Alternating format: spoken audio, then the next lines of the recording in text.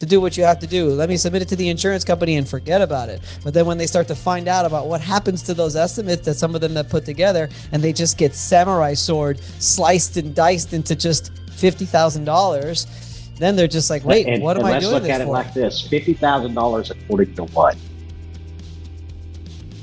What was best for the insurance company. Exactly. And that damn policy was never written with that intent. I agree with you. Thank God that we've got these things now put in place that at least we can hold their feet to the fire and hold them accountable. That's what the conference is about. Policyholder Preservation Association of America is about, we don't want you taking any more of our rights. You've taken and trampled on enough that we have. So what we want to do is we want to make sure that you don't take no more, and that we go back and retrieve some of the things like Texas, 2017, they reduced the penalty. What's up, advocates?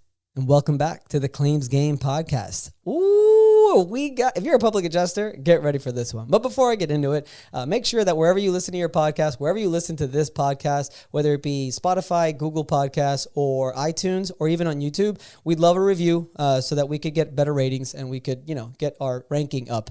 So we'd love a review and a comment of why you like the show. And also make sure that you follow us on Instagram, on LinkedIn, and on Facebook. And if you want to know any more information about our consulting services, our Zoom courses, our meetups, our free ebook that we're giving away, and any future things that we've got going on, because it's a lot of things that we got going on, make sure that you go on commercialclaimsadvocate.com and you can get all the information you need. And if you're just starting out, put your email address so you can get this free ebook. It is killer. Today, I always talk about how we have a special guest and it's my favorite guest and it's this and that. If you are interested in really leveling up your knowledge in public adjusting, you have to sit down in your car or in your office or in your room, and you need to watch this episode of the Claims Game podcast from beginning to end, because it is with Cal Spoon. Cal Spoon, this son of a gun, knows everything you need to know about this insurance policy. He is a public adjuster licensed in Texas and Louisiana, maybe other places as well. He's the owner and CEO of Insurance Busters. Okay, they are a public adjusting firm, they're based in Galveston, Texas. And he is an educator like me. He has a course like me. And we are not competition, because what we are trying to do together is really level up this industry. Okay, really make it, the more we educate each other and the more we feed off each other and make sure that we're doing things the way they're supposed to, the more successful we are going to be for our clients. And you know what? The more successful we are for our clients, the more successful we are for our pockets and for our families. This is like the most insane podcast. 2 hours plus of just information. If you're watching it on YouTube, I'm going to share the screen a couple times too, and we're going to go through certain things in the policy, especially the duties after the loss. You have to listen to Cal Spoon talk about the duties after the loss. And if you want to know how we're trying to get our fee paid on top of what is actually paid for the repairs, listen to this podcast. Guys, it is dimes. It is basically 40 years of experience you're going to be listening in this one podcast. Between my 14 years of experience, and I think Cal has about 20 or maybe a little bit less, you're talking about almost 40 years of experience you are going to get in this Claims Game podcast. One of the best episodes you will ever listen to about public adjusting. So stay tuned to my good friend, Cal Spoon.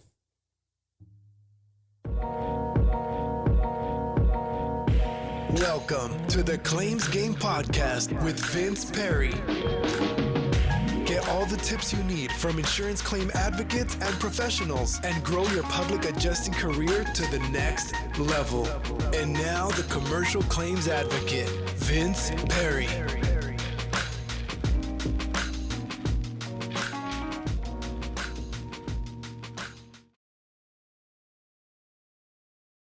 Listen up, advocates. Whether you're a public adjuster, contractor, or an attorney, if you have a client that has suffered any kind of catastrophic loss, whether that be by fire or storm or just any catastrophic loss that requires your client to have to move out and incur ALE and loss of use coverage, you need to think about looking at Black Diamond Services. This is an incredible idea for a service that I think is extremely valuable, and I've actually personally used for my clients myself. Basically, what they do is they provide all of the necessary money that is needed to be done for the homeowner to go and move to another place, whether that be a hotel or another home or whatever it is. They basically bill through their insurance policy's loss of use coverage, and basically they provide financial assistance so that the insured never has to incur any out-of-pocket expenses. It's an amazing service.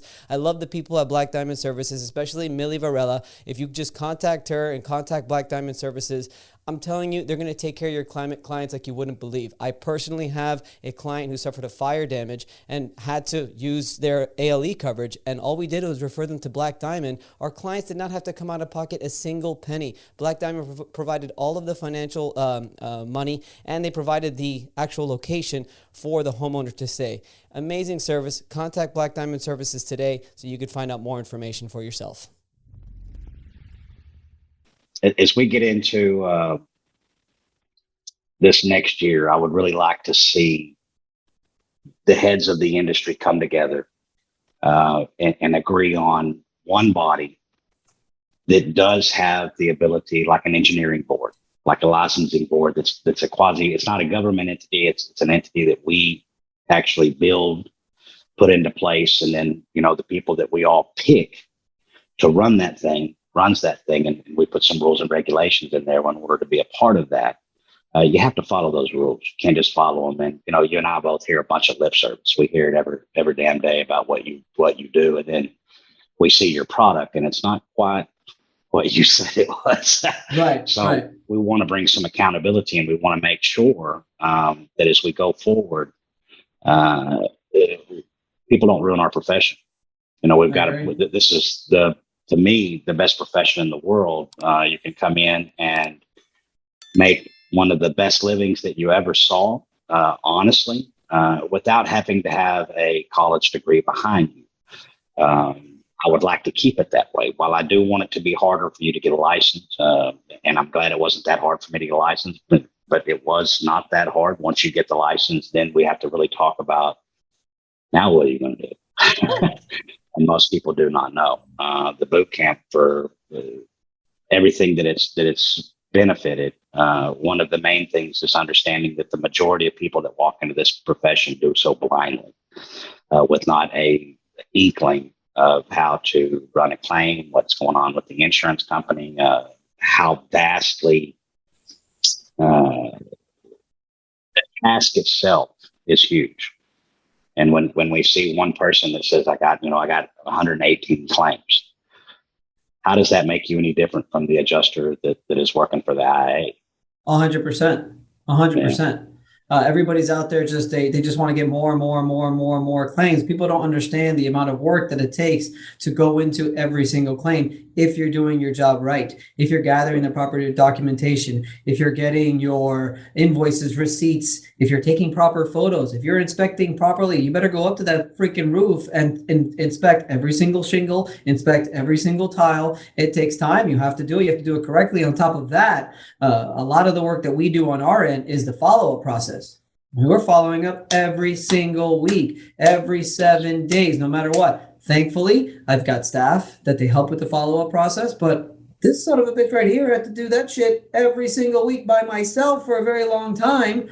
And you have to, and if you're going to do that, you have to take pride in this profession, which is why I respect you so much, because I think both of us, we take a lot of pride in what we do. A lot of people just come in, it's a fly-by-night. Oh, look at all this money I can make as a public adjuster. Ooh, I hope another storm rolls in so that I can make a ton of money. And, I cringe when I hear that.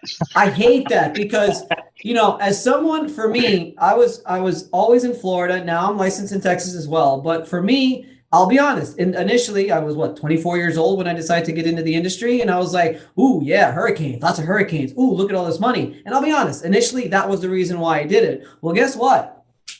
I didn't get a hurricane for 10 years. Yeah, kind of had a drought, didn't you? After Wilma and Katrina, we didn't have anything. Nothing hit Florida until Irma. So that was 2005. 2004, there was 4. 2005, there was 2. 2005, there was 2. And then I became an adjuster, I think it was 2008. I'm like, all right, we're going to get another one for sure. I'm ready. I can't wait. And guess what? Nothing until 2017. So what did I do? I had to, you have to find a way, you have to make it work, right? And, then that's how I sort of learned the ropes. But that's how it's got to be, because at least I was actually grateful. I remember the first year I did it, then the second year, then the third year, then the fourth year. And every year I was like, you know what? I hope we don't get a storm, because I'm establishing my networks. I'm establishing myself. I'm learning how to do this. I hope we don't get a storm. And then I hope we don't get a storm. And then eventually I got to the point where I don't care if we get a storm or not. I'm busy enough. I've got claims. Now I know what I'm doing, and I'm settling these things, and I'm making a great living while I'm doing it. So, but everybody else, I even got a couple of guys on my staff that they're like crossing their fingers and praying to God every night that a storm hits. When I'll keep rambling a little bit, but when I went to Hurricane Michael in the Panhandle, I don't know how much I ever want to work a storm again. So I don't know if you're sort of experiencing the same thing over there right now in Louisiana, but it's brutal. It's brutal. People are suffering. It hurts. I feel bad for even, so at the time, I felt even a little bit bad, because I am ultimately profiting, right, from doing it. It's like weird emotions, and you're going there and people have no roof, and people have, everything is wet inside of their house, and they can't live inside their house, and all these things. Let's change the scenario, and let's look at it like this. There's not another person in the world that can help them like you can. So Agreed. As bad as things are, it's all the things that are going on, and attorneys can help, but there's a time and a place for those guys. In the beginning is not it. Any of them who work their salt will agree the case needs to be right for litigation before the case is brought to them. If they're saying something different, then we know what their motivation is.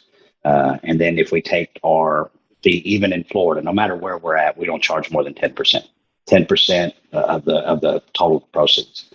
So if we look at our common wait staff, what do you tip your waiter? 20%. Yeah. And pretty much whether they perform or not, huh?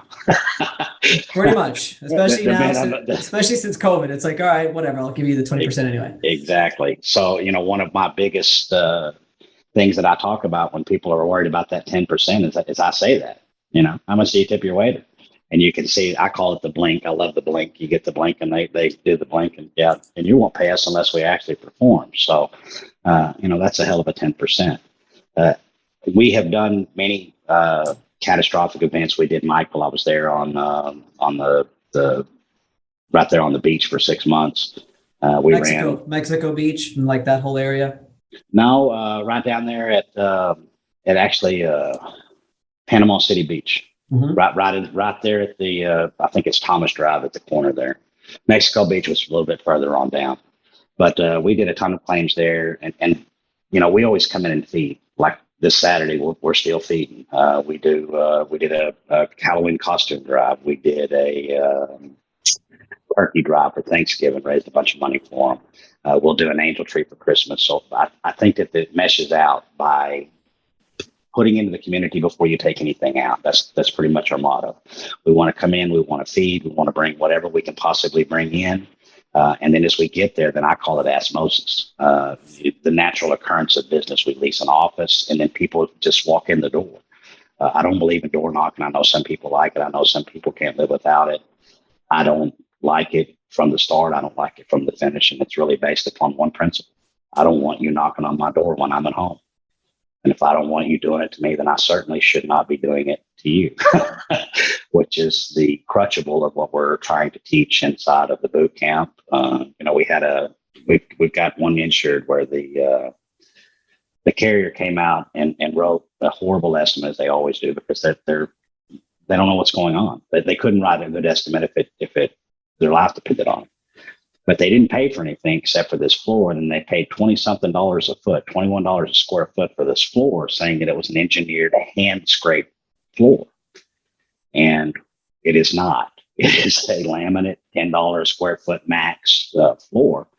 So we corrected it. And the guy contacted us. He's like, how come your number's so much lower on the floor? Well, we can't pick and choose when your guy's an idiot.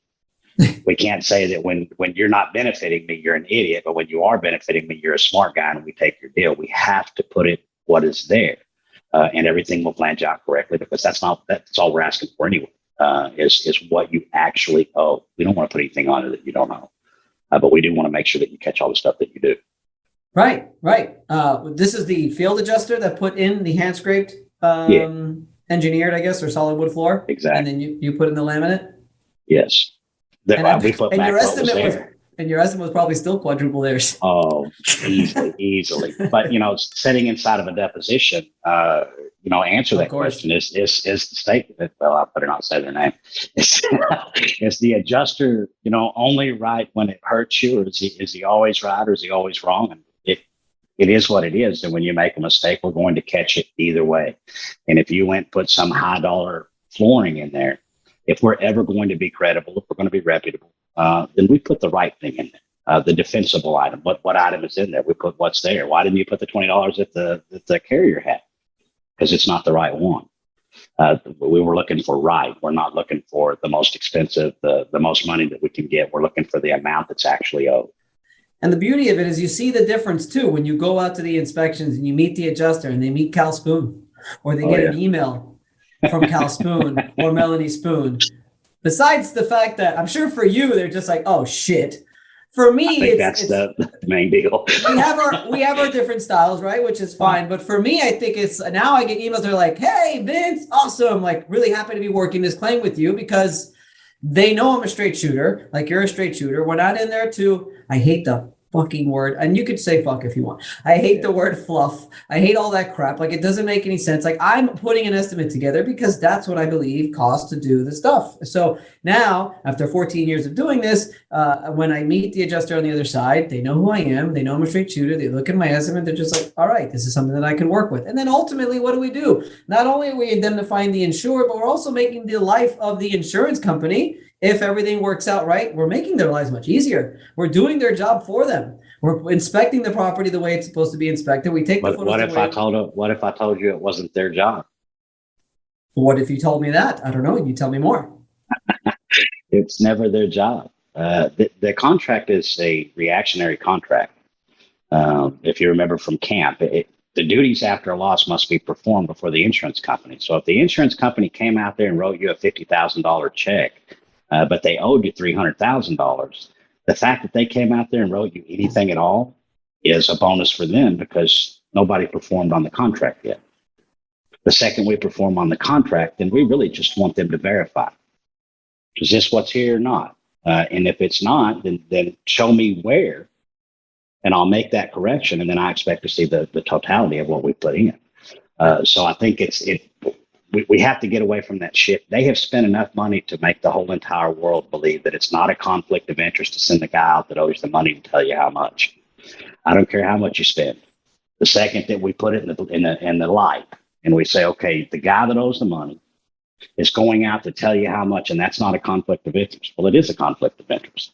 In fact, I believe it's how our profession, I spent a lot of time trying to figure out who was the first son of a bitch that, got the public adjusting profession and how in the world did it occur? And after, 13, 14 years, whatever we've been in this, it finally hit me about a month ago that it became clear they didn't have a choice. And I think that this is probably our gateway into some of the states, Arkansas, Alaska, Wisconsin, that do not allow public adjusters. That's insane to me. That's insane. To not have an advocate to fight for the homeowner is crazy. Do you think that the insurance carriers lobbied that, or do you think it's of course? Of course, they got more money than the Pope. Yes. It's like everybody's always afraid of our industry. They're scared that, oh my God, what's going to happen with our industry one day, because they do make our lives hard, with all their different policy changes and so on and so forth. But I always also tell them that I was kind of worried about that when I first started 14 years ago. Ultimately, in my opinion, and I hope I'm right, we're never going to go away. A homeowner, the policyholder, needs an advocate. They need somebody to go out there and to do the job, to follow the duties after the loss and present the claim the way it's supposed to, so that it's clear, it's understandable, and the carrier knows exactly what needs to be paid. I can't believe that there's actually states that were illegal. I don't even know if we need to keep using that word advocate, because it's really not correct. If we were advocate, that would mean that we were doing whatever we could possibly to make them win whatever the deal was. By the virtue of the policy itself, the policy is what says, hey, you must go out and perform So when we go out and perform, we're doing what they demand. And what should happen at that point is they should just have one person that reviews that file and tells us whether that file is correct or not. And if it's not, then what part of it do you show that it's not? So basically what I'm getting at is I can see a place in the future, probably maybe 5 to 6 years from now, where there's only one adjusting body. And that body is not an advocate body. That body is a body that is independent, a true independent. And I believe we run our firm that way. We don't care, the flooring is a perfect example. I don't give a shit that you pay $21. The floor ain't $21. Would I pay $21 for a $10 floor? No, then I'm not going to ask you to either. And I'm definitely not going to demand it under the policy. But I can see as we were saying a while ago, the insured must perform. If the insured must perform, and you have to have a license to do anything in insurance, then who is it that can actually perform? Only an attorney or a PIA. That's it. Nobody else. And I hear many, many arguments, but they fall apart very quickly. Who can affect insurance claims? Somebody with a license. If you have an independent or a staff adjuster license, can you work directly for the insured? Absolutely not. You must have a different license that is public insurance adjuster. In Louisiana, they make us sign a disclosure with every single contract that has that in there. And it should be clear to everybody. These two guys over here work for this other guy, and they have the check. So this guy, no matter what, well, he doesn't get paid that way. He does get paid that way. He has a job today, right? Right. If he goes against what you're doing, will he have a job tomorrow? No. No? Okay. So then, yeah, I'd say that's a pretty big incentive. It's quite biased. Well, and at this point, we've graduated probably up to 300 or so people from the boot camp. And I would say a good 150 of them at least come from the other side. And to hear the stories, and hell, all you got to do is really look at the reviews. I worked for State Farm for 30 years and come to this boot camp, and it literally completely changed the way that I looked at things and did things. And it made me realize that for the last 30 years, I have been incrementally micromanaged to the point of cutting this one off, and the next one was cut off, and something else was cut off, and then I didn't have control of this. And if you look at it, McKenzie and Company were very, very successful. For lack of a better word, they were extraordinarily successful. The claim is micromanaged to the point now that the person that comes out in the field couldn't write an estimate to save his life. It has to go back into the desk adjuster that they won't let the guy in the field, or they say they won't let the guy in the field make the decision. But they don't have that choice. The statute's pretty clear. If a representative of the insurance company would represent something to you, then guess what? That's what it is, whether the policy says so or not. Let's talk about McKenzie and Company for people that don't know. McKenzie and Company, and you correct me if I'm wrong, interrupt me whenever you want, because I'm going to be paraphrasing, but McKenzie and Company was a lawsuit. It was a long time ago. It was like, what, in the early 90s, I think it was. And what basically occurred was McKenzie and Associates is a consulting firm, and they were hired by, I believe it was Allstate.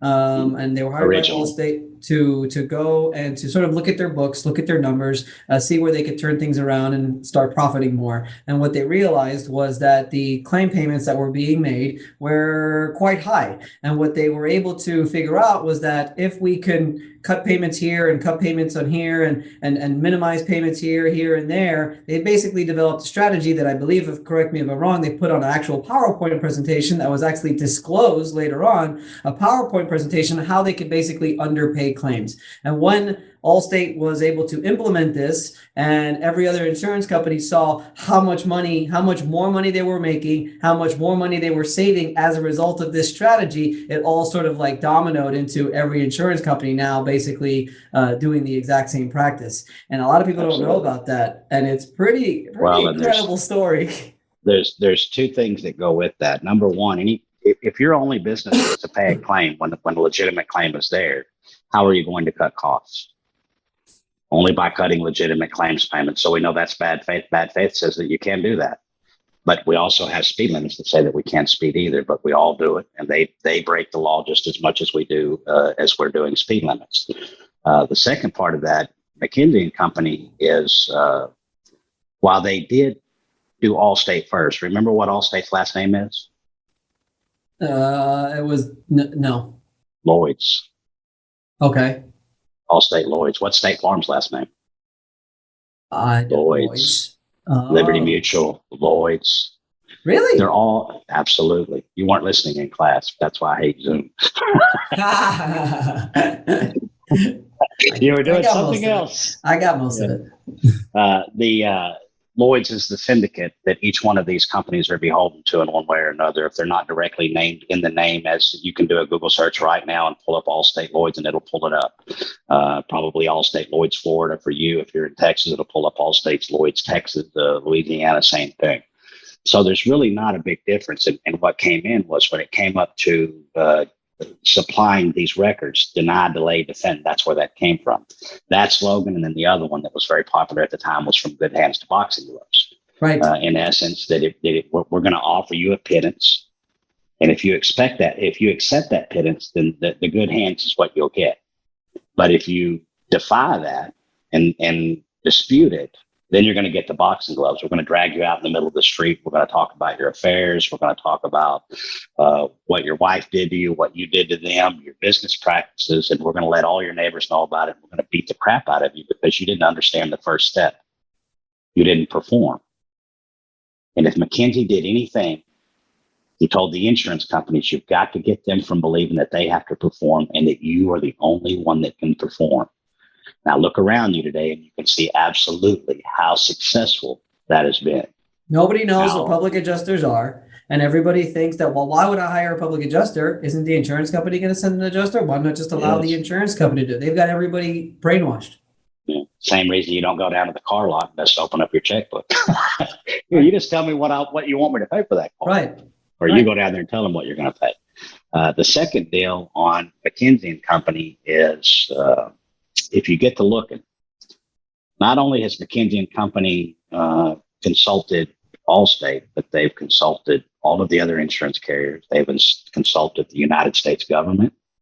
They've consulted the Chinese government just prior to the current pandemic that we have going on. Big Tobacco. Last year, they were, or maybe this year, if it was not the last of last year, I think it's this year, I think it's in 2021. They were fined $583 million for their, and that number may be inverted, but it's 500 something million dollars that they paid the U.S. government for their role in the hydrocodone deal. In the hydrocodone? In other words, yes, from them, they went to Big Pharma and taught Big Pharma the same thing that they taught Big Insurance. How to sell to the least susceptible, that you could get them hooked and get them going forward, and do it in such a way that you hook them and that they have no choice. $583 million or 538, whichever one it was, that's a significant amount of money. Now, the biggest thing that I want everybody to think about is if when you hire a company like McKenzie and Company, and you say, hey, I want you to come in here and look at my books and tell me what I need to do. You don't hold anything back. You give them everything. And they will tell you that when you hire them, hey, you have to give us access. We need 100% access to everything that you got going on and everything that you know. That way we can incorporate. So in other words, this one consulting firm has Big Pharma secrets, has Allstate secrets, has State Farm secrets, has the Chinese government secrets, has the United States government secrets, has Big Tobacco secrets. If anybody wanted to make everybody play ball, who do you think maybe would have that type of ability? McKenzie and Company. Right. If you look at the state that we're in right this second, and you start to connect, you did a whiteboard, you put a whiteboard up and you put McKenzie in the center, and then you start to connect McKenzie to all of the people. Now, say when COVID first came out, you had a bunch of people that said, hey, you know what, this is bullshit. I don't want to do this. And a company like McKenzie could come to you and say, are you sure that you don't want to do this? Well, what do you mean? I'm looking at the Wikipedia page now, and it's like, they've been around since 1926. Yes. And they look at the list of the people that they have consulted. In other words, they know your deepest, darkest secrets. And if they wanted you to do something, all they would have to do was threaten to expose you. And they could expose you in a way that nobody ever knew. Controversies, Enron, 2008 financial crisis, Yes. the role in the opioid epidemic, Rikers Island jail complex, controversial clients and association, role in the U.S. immigration and customers enforcement, role in Saudi clampdown on dissidents, support of authoritarian regimes. Chinese government. It's They are, crazy. yeah. Well, and right now there's some people in Congress are acting like they're going to say something, and they're saying, well, wait, they're consulting the Chinese government and they're consulting the U.S. government. What's to keep them from, working the middle? You mean you're going to send the guy that owes the money out to tell you how much? It's the same scenario. Come on. I got my little doggy here with me. Awesome. She sits behind me. So, I think the more that we pull back the layers of McKenzie and Company, the more that we're going to find out that the world is run by people like McKenzie and Company. Is McKenzie still involved with all of these insurance companies? Absolutely. And see, I thought that was just something in the 90s. There was a lawsuit. They lost a lawsuit, I think, or they just settled probably. Well, they weren't in the lawsuit. The records were in the lawsuit. And that was what the big deal was, is trying to get those records so that we could open them up. And they fought it. And finally, sometime in 2000 something or another, they were able to get the actual claims manual that they had pushed. And it was actually over Colossus. Yeah. It was Colossus in the automotive industry, but a claim is a claim is a claim. I don't care. You can. More people need to know about this, because more consumers need to know about this, because it's already the fact that most public adjusters don't know about this. That's whatever. That's one thing. But people who are out there, filing claims and, purchasing their policy. I mean, think about it. It's a racket, right? Because they have no choice but to get it. They have to buy insurance. Yes. The mortgage company requires it. Like, why is it a requirement? Why can't you just insure yourself? Because the mortgage company wants to be sure that you're going to have enough money to do it. But then you're required to do something with a crooked company, crooked organization that is only going to underpay you. They're only going to underpay you when the time comes to actually make a payment. It's like every client says, I don't understand. They always accept my premium, but whenever I file a claim, they never want to pay. I've been with them for so many years. I don't understand why they're giving me such a hard time. It's the Texas Supreme Court put it succinctly. Anybody can look this up. It's Barber Technologies versus State Farm. The Supreme Court, Texas Supreme Court justice, put in his opinion that we must understand from the onset, the insurance claim process is adversarial from the second that you file a claim until that claim is resolved. So the Supreme Court, not some layman that's on the side of the road that's seen one thing or two things. We're talking about a Supreme Court justice who has presided over these claims at the highest level, is telling you in his opinion that the second that you file a claim with your insurance company, that you become an adversary. And to people like us, it shouldn't be. It should be very clear.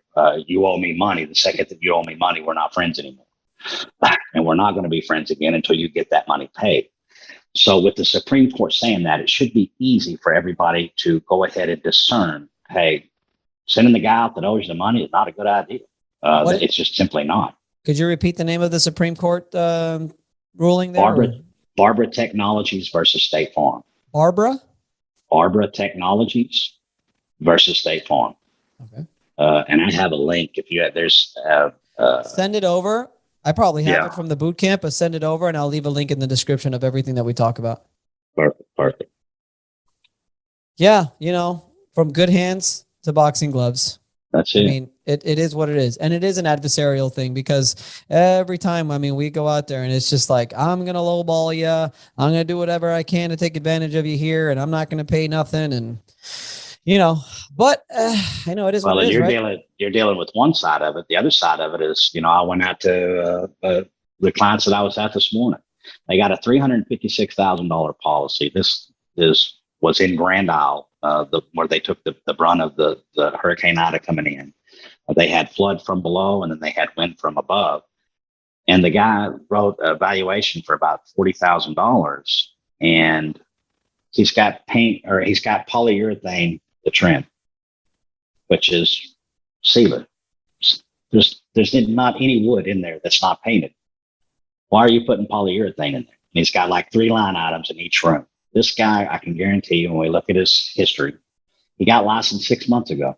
Ah, And he went out with these carriers, and these carriers on day one said, here. And people do not catch this part, and they absolutely should. What is your home to most people? your most valuable asset. The largest investment you've ever made, and probably the largest investment you're ever going to make.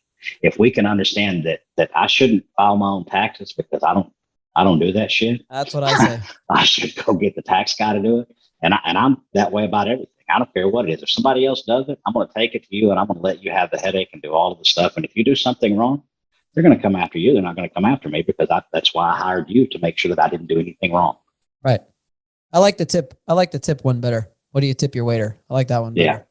Yeah. And that's a good sales tactic. And it really shouldn't be a sale, but sometimes it is. It unfortunately is, because everyone is so brainwashed that they think the insurance company is looking out for them and that they're going to go over there and they're going to pay them what they need. And it never happens. Not only and here's that, the thing is, go ahead. They're not business people. So they're not able to, and they don't have a business sense. They're not able to say, wait a second, for 10%, I don't have to talk to those people anymore. I don't have to do anything. I just let you take care of it. Yeah. So you're paying me 10% for a service. You're not paying me 10% to get you more money. You're paying me 10% to come in and perform under the policy. And fortunately or unfortunately, the result is that you're going to get more money. But that's not our job. I think it's interesting that you also mentioned the fact that half of your students are former adjusters on the other side. I get the same thing all the time in our courses. We get former independent adjusters in our meetups that we have, and our group gatherings that we do, our little mini events that we do. I like them. Been promoting them. A ton of independent adjusters, and they're just sick and tired. They're sick and tired of going in there thinking that what they're doing is, doing the best that they can for the insured, doing the best they can for the policyholder, and putting them back to their pre-loss conditions. And that's what I'm here to do. I'm here to save you. I'm here to save the day. I'm here to help. Here's this estimate for $300,000 to do everything that you need to do what you have to do. Let me submit it to the insurance company and forget about it. But then when they start to find out about what happens to those estimates that some of them that put together, and they just get samurai sword sliced and diced into just $50,000, then they're just like, wait, what am I doing this for? Let's look at it like this. $50,000 according to what? What was best for the insurance company. Exactly. And that damn policy was never written with that intent. One of the things I love about boot camp so much is when we go over the coverages and we go over the additional coverages, and we get to the service charge for a fire, the part where if you pay if you have a fire and the fire department comes out and they assess, a $500 fee, then the policy will actually pay that without charging you a deductible. So the way that we look at it in class is kind of two different ways. Number one, the person couldn't afford the deductible to begin with. If they had the fire, say, and I think of my mother, when she had a fire, if you paid the $500, it would really put you out for the deductible, and they put the fire out. So there's no more money. So that policy was intended. If you look at that fire, that section of the policy, it shows you the true intent of what the policy is. It shows you that they intended to make sure that the insured was made whole. It wasn't until 10, 15 years after they got this thing started and they got the bean counters involved, and the bean counter said, wait a second, we can't go around paying everything that we owe. If we do, then we'll make less money. So when the bean counters got involved, then they started to whack things down, like you're talking about putting in a $300,000 estimate. There's two screw-ins going on there. The insured's getting screwed no matter what, but that IA is also getting screwed because they're taking away from his fee schedule and then turning around and paying it from the desk side. Right. So, and these are all manipulations contrived to do one thing. What something's blown my mind here recently. It's occurred to me that we forgot why we have prompt payment statutes. It's just like feed the bear signs. How many people did the bear have to maul before somebody finally said, hey, let's stick a sign up there that says don't do this anymore? Why do you think that's why these limits and these statutes that's why these things occur? Because of the amount of times that people have had to wait months and years just to get a payment, to get somebody out. I still have claims to this day, Cal, that they take 3 weeks just to inspect the property. when they're supposed to be out there as soon as possible. As soon as the claim is filed, they're supposed to be out there within 14 days to inspect the loss. If not, I mean, it's the job. It's our duty to provide all the documentation. It's our duty and our insured's duty to notify the insurance company. Well, son of a bitch, you need to come out and inspect it too. And sometimes they just take forever to do that too. So that's why, yeah, I agree with you. Thank God that we've got these things now put in place that at least we could hold their feet to the fire and hold them accountable. That's what the conference is about. Policyholder Preservation Association of America is about, we don't want you taking any more of our rights. You've taken and trampled on enough that we have. So what we want to do is we want to make sure that you don't take no more, and that we go back and retrieve some of the things like Texas, 2017, they reduced the penalty for carriers when they got caught doing the deed. Now, let's just look at that scenario right there. We're not talking about your best day. We're not talking about when you came out and did everything that you were supposed to do. No, we're talking about when we actually caught you with your pants down doing the thing with intent. You're in trouble. We're now at the penalty phase. So we've already agreed that they're in trouble, and this is the penalty for that. They reduced that penalty by roughly half. So you have a child that's fixing to be born into this world. What they've done is the equivalent of your child being 6 years old and saying, Daddy, I want a cookie. And you say, no, you can't have one because dinner's coming. You walk off and come back and he's got chocolate chip hanging out the corner of his mouth. And you go, did you get that cookie? I did, Dad. And you're saying, okay, here's another cookie. Don't ever do it again. That's precisely what that is. If you cut the fee in half of the penalty, you literally gave them a whole cookie for nothing. Right. Why would you do that? Why would you make the penalties less? Because you got some damn good lobbyists. And then we talk about that. That's another whole source of it. We keep on saying that the insurance company has lobbied themselves into to our government. That's a bunch of shit. They're in the government. If you look at Congress doesn't know how to do insurance, and they don't know anything about insurance. So they allegedly pull in people that know what's going on. But then if you go to start looking at this, you go, okay, wait a second. You got an agent that's the senator who's sitting as the head chair of the insurance committee and making all the new legislation, and anything that he does that doesn't make his company spends more money, then what happens to him? He doesn't get elected. Makes more money. He's making that money because that's his. If he had in Texas is specific, but we have a whole bunch of them. There's actually a place on the Insurance Busters website where I went in and took the whole committee, every single person on the committee, and broke it down to where they were tied back to the insurance. In essence, every time that when I reduced your penalty by half, means that me and all of my friends are paying half of what we were paying before. That's a pretty good deal. Next time they'll try to half it again, we'll be down at a quarter. So I don't want to see that shit happen anymore. Then think of COVID-19.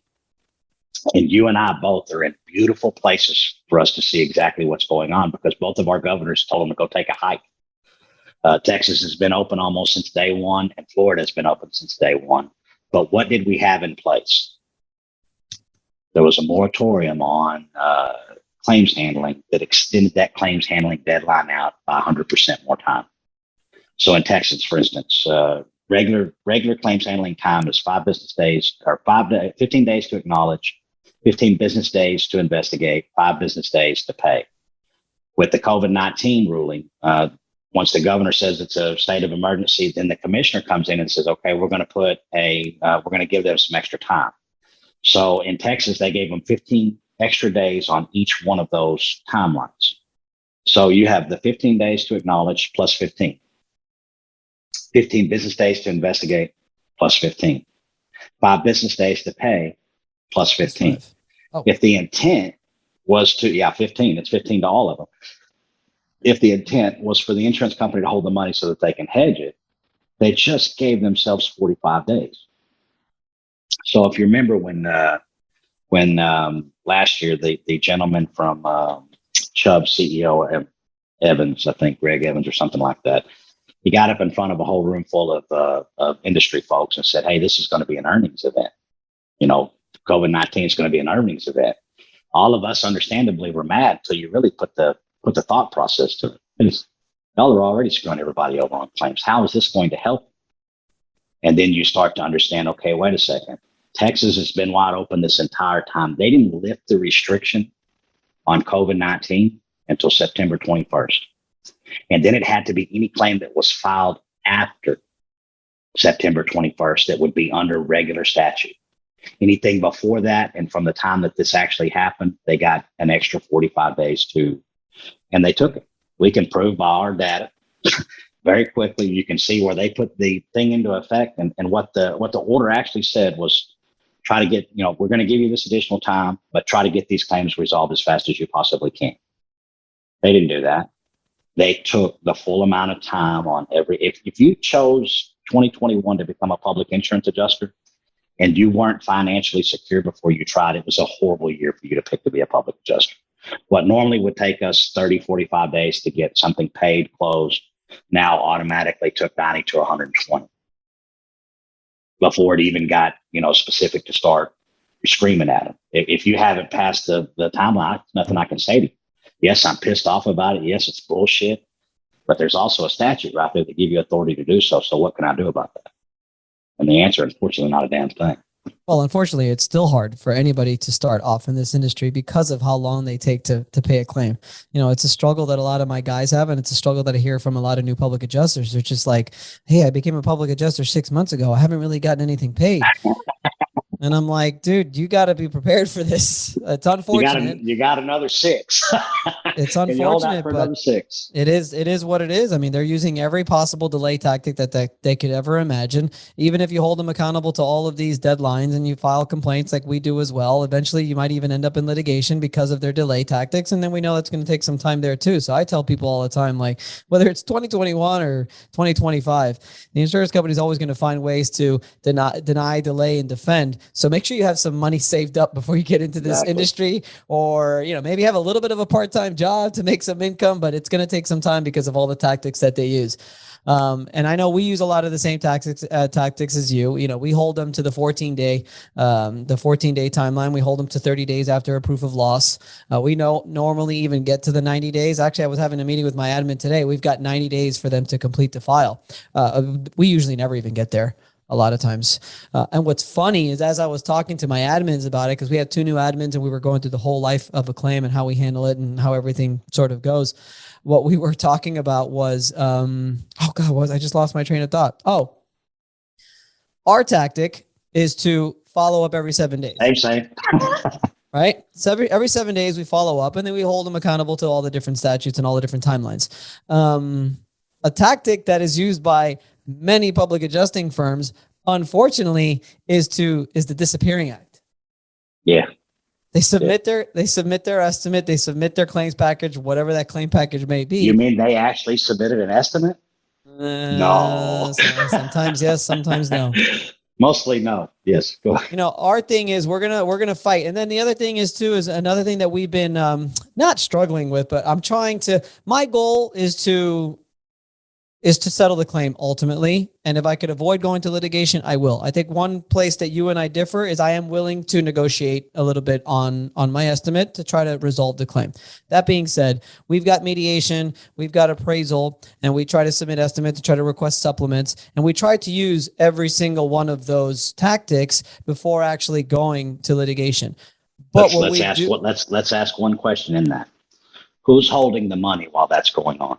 Unfortunately, the insurance company. See, there's the kicker, and that's why I do it the way that I do it. That is exactly what they want, and that's what each one of those things are set there for, is to give them a little bit more money, a little bit more time to hold that money. And it doesn't have, people erroneously think, well, they make money off not paying claims, or they make money off holding. They don't make money off either one of those. They make money off hedging that money that they're holding and that they owe on everything that comes across. A real easy way to explain it for me, and one of the ways I usually get it in camp, is to think about corn. Think if you were a guy that sat inside of a rail yard and all you did all day long was you sold corn, and you ship out of there every day 20 cars of corn on a rail station. All 20 cars are insured, and they're insured prior to them ever leaving the yard. And if anything changes, that guy has to contact his insurance carrier and tell him what? Hey, I'm going up or I'm going down, but he has to tell them one way or the other. So if I'm shipping 20 cars of corn out a day And then one day I call the carrier up and say, hey, from here till the foreseeable future, that's going to double. So I need to raise those premiums because I'm going to be shipping 40 cars now. Who did I just tell what? I just told the son of a bitch that had all the money that he probably should go buy corn. Mm-hmm. Why? Because I'm up in 100% production. Everything is insured. They're getting their data, the numbers that you and I and the whole entire world could use to become extraordinarily wealthy, but it's illegal. They have figured out a way to get you to report to them what you're selling before you sell it. And if they can figure out a way to get you to tell them what you're selling and how much of it before you do it, that means they can come in on the front. And it's a specific type of insider trading that is going on where they're using that data to purchase up that corn. And all they got to do is look you dead in the eye when they know that they owe you $1 million and say, yeah, I don't know your shit. Well, I'm going to go to appraisal. Good. That gives me 60, 90 days to hold on to this a little bit more.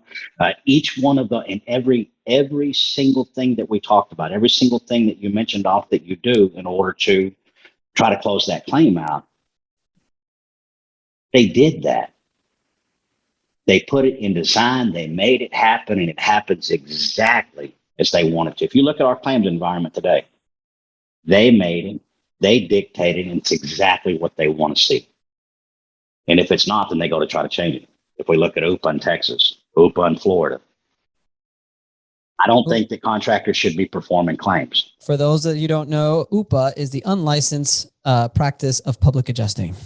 Yes, and it's a bunch of shit. And I don't know. The contractor thing, Cal, drives me up the wall.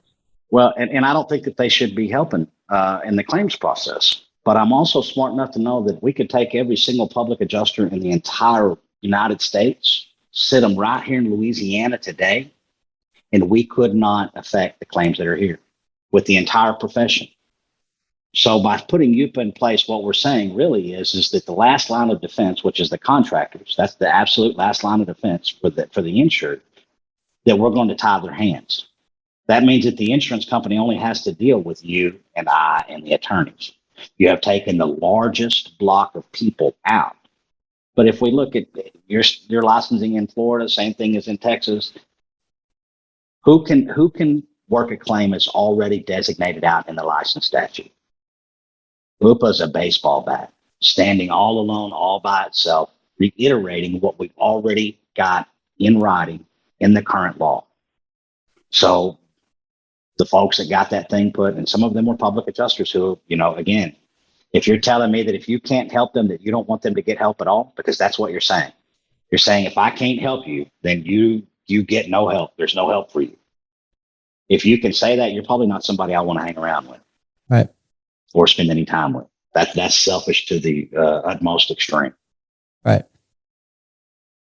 So what do we do about this? What do we do about this unlicensed practice of public adjusting? Because it happens. It's a lot. It's everywhere. It's all over. Yeah. And they don't give a shit. You know why? Because they'd rather deal with the contractor than with the licensed and professional intelligent public adjuster. I use Joe Radcliff a lot. And I don't know him other than on Facebook. We know each other pretty good from Facebook, but we've never met each other. But he has a unique situation that is easy to explain what happened, and it's all very public. If you look up Joe Radcliff versus State Farm, he's got the largest defamation lawsuit against anybody in the United States against State Farm, 14.2 or 14.6 million that he won. Now, Joe was just fine with it until he started charging too much. And then when he started charging too much, they showed up with the DA, the sheriff's office, put him in handcuffs, put him in jail, slandered his name all the way across the whole deal. And it is a very good example of from good hands to boxing gloves. As long as Joe was doing what they wanted him to do and not charging them any more than they wanted to pay, then Joe was a good guy to them. But the second that he said, you know what, I'm literally paying you to work for you. I can't do this anymore, so I'm going to have to start charging the right amounts. Then when he started charging the right amounts, they literally targeted him and came after him and were able to get an entire prosecutor's office to go after him based upon what they said. Now, and this is a little bit off topic, but it's not. I've had several appointments where I've met with the adjuster out there, and he's an asshole, just straight up piece of shit. And I told him, you know what, it's time for you to leave. And they tell me, I don't have to go anywhere. This is my client. Oh, Now, you see this notice to the insurance company that says that I'm the boss here? that's right. You're only here for this claim. I'm the boss and you need to leave. They say no. And I say, okay, hang tight. I'm going to call the cops. Cops will be That's here it. and they'll tell you to leave. When the cops pull up, they see the guy with the Progressive shirt on or State Farm shirt, whatever shirt that they may say. And they automatically think he's a good guy. And they're like, well, this guy's well, I'm the insurance company. And then I look at him and go, yeah, he's the one that didn't pay your claim. And you can see but the initial thought is that this guy's right because he's from the carrier. Always. Until you put it into perspective. The second you put it into perspective, everything changes. Yeah, sir, you need to get your shit and get off of here. I've thrown several guys out of off the property. Several. Oh, yeah. We were at a $2 million house and they had white Persian carpet. Mm-hmm. It's raining massively, like not a little bit of rain. It's coming down. And this guy wants to walk in. We both got water all the way up to our thighs and all of our stuff is completely wet. He's wanting to walk in. I said, yeah, that's not going to happen.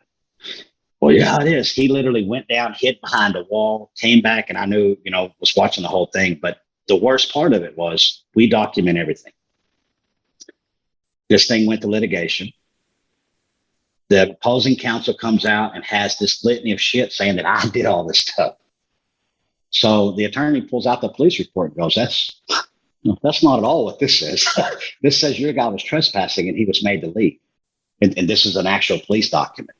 So that's a testament to documenting your file real time while you're out there, exactly what happened, what's going on. The life you saved may be your own.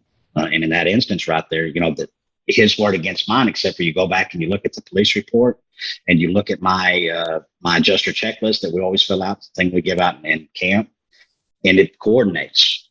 The police coordinates with what I'm saying. Everything coordinates with what's going on. And you may not like me, but you can't really say where I've lied to you at. You may say Cal's a hard ass. He is going to go to litigation. I absolutely am going to go to litigation because I've understood. For me personally, the hardest pill I had to swallow was that I couldn't finish the damn claim. For me personally, as a human being, that was something that just ate me alive for about the first 5 years. But slowly, as realization came along, it's kind of like it's liberating to me to finally understand, okay, I do have limits. And unfortunately, they've set those limits right here and I can run right up to them. But if I go over them, then what I'm really doing is practicing law. And the last thing that I want to do is lose my license or be accused of practicing law. So what I'm going to do is I'm going to take it up to the limits of what my profession will allow me to do.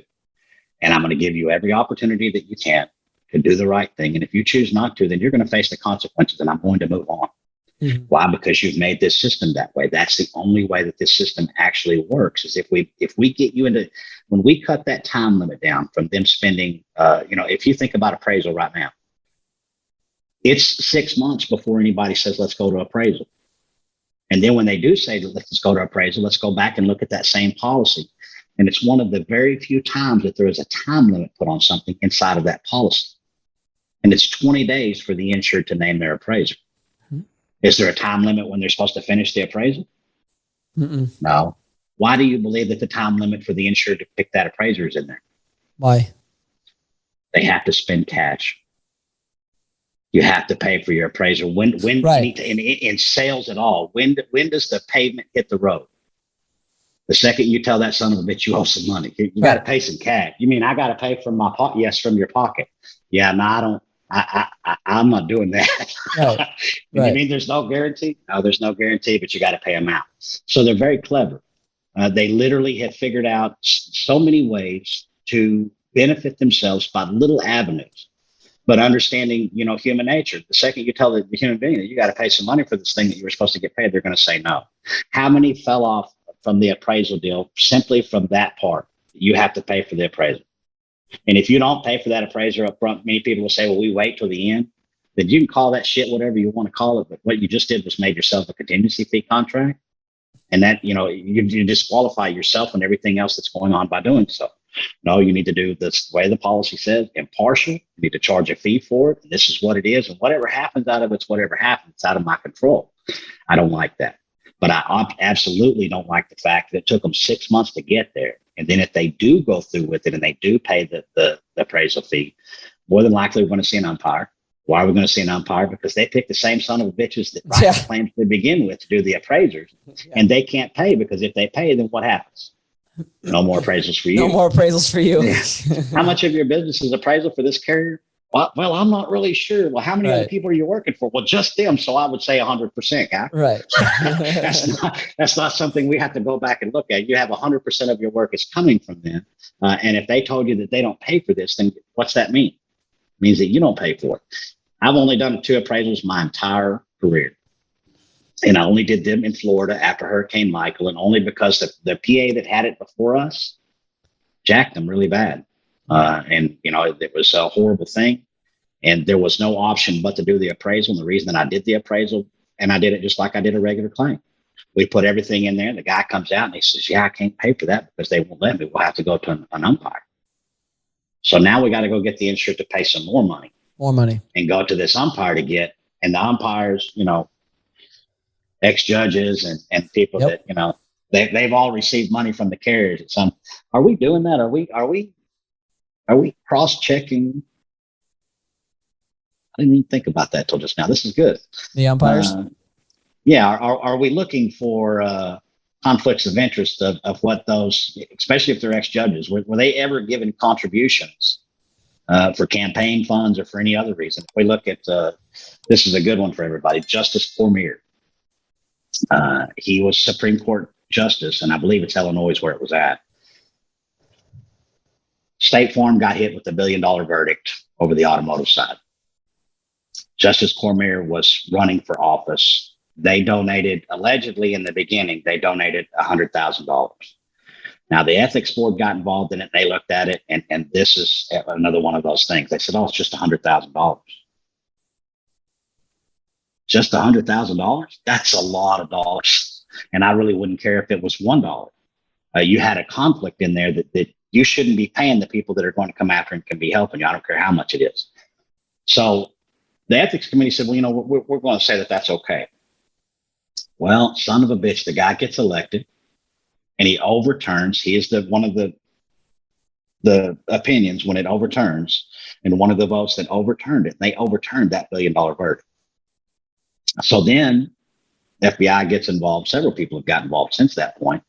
They've proven not only did State Farm give them the $100,000, but there was $4 million paid to that judge's campaign. And through, again, we know when we look at somebody and they did something, you can tell when somebody happenstanced into something and it was just, it was kind of a snowball effect. They did this thing and that netted this thing, and next thing you know, there's all this other stuff going on. This wasn't one of those things. This was one of those things where they had operatives all over the place. They had mechanisms and vehicles set up. If you look at any law, they tell you don't break this law. And by us putting a law, that shouldn't limit you from trying to find vehicles or avenues around what that law is. Well, Louisiana, a perfect example. Can't have a contingency fee contract and you can't charge a percentage. And there's no vehicle that you can make to flip you back around to get it. You actually have to, if you look at my folders from today, it tells exactly when I left the office, tells when I showed up on site, how much time that I spent there, because we charge $500 an hour here. Now, we do cap it at 10%. We're never going to charge you more than 10%, but we charge $500 an hour, and whatever those hours legitimately are, that's what we're going to charge you for. So you can see where that can, that you can literally change the way things are going at that point. How's it going there? How's the process like over there as a public adjuster? I mean, it's much different, right, than our normal day-to-day? And it's different everywhere. The people here are quite a bit different. When you hear Cajuns are a real thing. That's a real thing. Can you even understand them? Can you even understand? You can understand them, but they're. If you live south of that I-10 line, you're a hardy person. There's nothing but heartache on this side of that I-10 line when you're in Louisiana, and I don't care who you are, if you like it, you don't like it. Life is hard south of I-10 in Louisiana. Hurricanes, every bad thing that could absolutely happen, that they're getting a hit of it. Think of the last couple of years. Yeah, Florida, Delta, that just one over another. And luckily, Donlan, which is their commissioner here, he seems to be, how do I say it? He seems to be open to trying to help and do things. And he even went so far, in which I didn't approve of. And one of the, right is right and wrong is wrong. He came out shortly after the event and said, he put a memorandum out. I'm encouraging all insurers to pay the ALE, even though that there wasn't a mandatory evacuation. Every single carrier in the state said, "Hey, we're gonna go ahead and do that." But you and I both know they were lying. They had no intent of doing it anyway, but they were at least giving lip service. State Farm stood up in the middle of all of them and said, "No, screw you. We're not doing that. We're just not going to do that." And everybody got mad. And I'm like, literally, hold up a second. Right. I'm with State Farm here. If we have a contract in place that says specifically when I'm going to pay and when I'm not going to pay, no third party should be able to come in here and tell me otherwise, lest we start a trend that you can come tell me on my contract after the fact, right, what it is and what it's not. So we never want to go down that road where we're trying to change something that's inside of a document that's there unless it breaks the law, and which is exactly what Donlin did. And he got egg on his face for it because they were absolutely right. You want to contest this? Let's get it on. This is a constitutional deal. This is not just simply an insurance thing. This is the contract law. Are you telling me that the mayor was the insurance commissioner? The insurance commissioner was saying to pay ALE even if the house is livable? Yeah. Well, no. To pay all the people ALE because they weren't livable. They didn't have any power down here. There was no power. There was no water. There was nothing. It was bad. They were not livable here. But he was saying to do it on his order, which is not correct. Even if there was no coverage for it? He didn't specify. That was the whole problem. Oh. He was just saying, you need to go ahead and pay this. Now, the reality of it was there was usually an evacuation order. They're all used to that. That's what everybody's used to triggering ALE here. There's an evacuation order. That evacuation order is a government entity, and it triggers the policy, and ALE is due at that point. There was no evacuation. That's why the problem came up. And here's what should have happened. He should have made it retroactive on the evacuation and explained his reasoning. We did not evacuate because it was too damn late. By the time that thing hit to where we knew what was going to happen and exactly where it was going to hit at, if we would have said to everybody, "Hey, you need to evacuate now," it would have been mass hysteria. And we would have seen, I don't remember if you remember or not, but 2006, maybe the end of 2005, Hurricane Rita, Houston, they tried to evacuate the area. People died on the side of the road. There was literally, that's where the contra lanes that you see now came from, was that incident. They tried to evacuate the city. And it went to hell in a handbasket. All the gas stations ran out of fuel. There were literally lines and lines of people for hundreds of miles long, all the way out of every route out of Houston, Texas. Right. So instead of doing that here, lessons learned. I give them kudos to that. Lessons learned, don't do that. It's better to try to stick it out here at this point. But they did not give the evacuation order for that specific reason. We're not going to evacuate because it will cause mass hysteria and will do way worse than what it would have ever helped.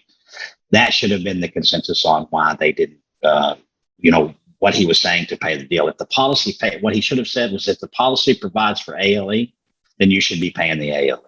Yeah. Because in the policy doesn't, then you don't pay. They're not understanding that the evacuation order is not the only trigger. And I guess that's probably the best way to say it. They were trying to put it under the guise that evacuation was the only way that you would get paid ALE. That's incorrect. The policy doesn't say that. The policy says when it becomes unlivable. And what are some nothing to do with that? And what are some of the headaches that you're dealing with as a public adjuster with these claims out there in Louisiana specific? Because I haven't gone out there. Me, it's really no different. The biggest difference here is the fact that you can't do contingency. So the hourly, that's the biggest thing. But as far as communicating with the insurance company, you're still providing your claim package and you're doing what you have to do. But as far as the desk adjuster, inside adjusters, field adjusters, whoever it is that you're meeting, as far as communicating with them, everything's been pretty smooth? Pretty smooth. As always? But for us, that normally when we go out, we have a reputation. It precedes us everywhere we go, and they send specific people to deal with us. So we normally deal with a bunch of idiots. We get somebody that at least has a little bit of information up on. So I may not be seeing the same thing that everybody else is seeing, and that shouldn't happen anyway. That's discrimination.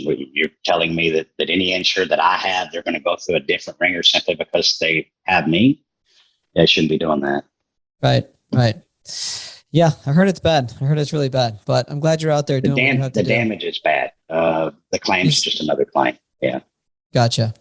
You know what I wanted to do? Let's talk about duties after the loss. Let's do it. I know you love talking about that. I know it is. My favorite section. I know and it we've is. actually been talking about it this whole time. We've just been on fringe of it. So for those of you who are listening, and I'm sure there's still, once we put this up, I'm sure there's going to still be a lot of people listening, even after an hour or so. This is like, in my opinion, this is like Kyle's like sweet spot. This is like it. And he educated me tremendous. I mean, I've always been doing this for long enough. Duh. I know what the duties after the loss was, but the way Kyle is able to articulate all the different, like almost every single word that's involved in under the duties after the loss, and how important it is and how important our role is as public adjusters to make sure that we are following these duties after the loss to the point where our fee, we should be actually charging for the services. We should be charging for our services. It's something that I'm still trying to implement, that I'm still having trouble doing, and I'm sharing it with others as well. So that's why I wanted to bring it up. But I'm going to share the screen. I'm going to share the screen, and we're going to just a random policy, nothing crazy, but we're in the duties after the loss here, and we are. So for those of you who are listening and not watching, we just have a random policy up here, and we're at the duties after the loss. Go ahead, Cal. If we look, let's talk about, let's do a couple of intros into this. Number one, the fee. We just started doing this maybe a year, maybe a little bit more than a year ago. When we started. You did? I thought you've been doing it forever and a day. No. I've been clear everywhere that I put it. This is something that we're doing, and we expect to see in litigation, but we have to start it before we can actually see it in the litigation. 100%. Yes. Now here's the caveat inside of that. If you didn't fill out a proof of loss, I better not see that 10% on there, because you're going to be the son of a bitch that they take to the courtroom and decide that you don't deserve the 10%. Here's the problem with that. When they decide that you don't deserve it, then they're going to take that and run with it and say, no, PA deserves it. Right. That's what I do not want to see happen. And I can guarantee you that's what they're going to do. I litigate about 90% of all claims. Never seen a courtroom. Not one single time have they tested it all the way to the end of it and said, and there's a reason behind that. Of course. Precedent.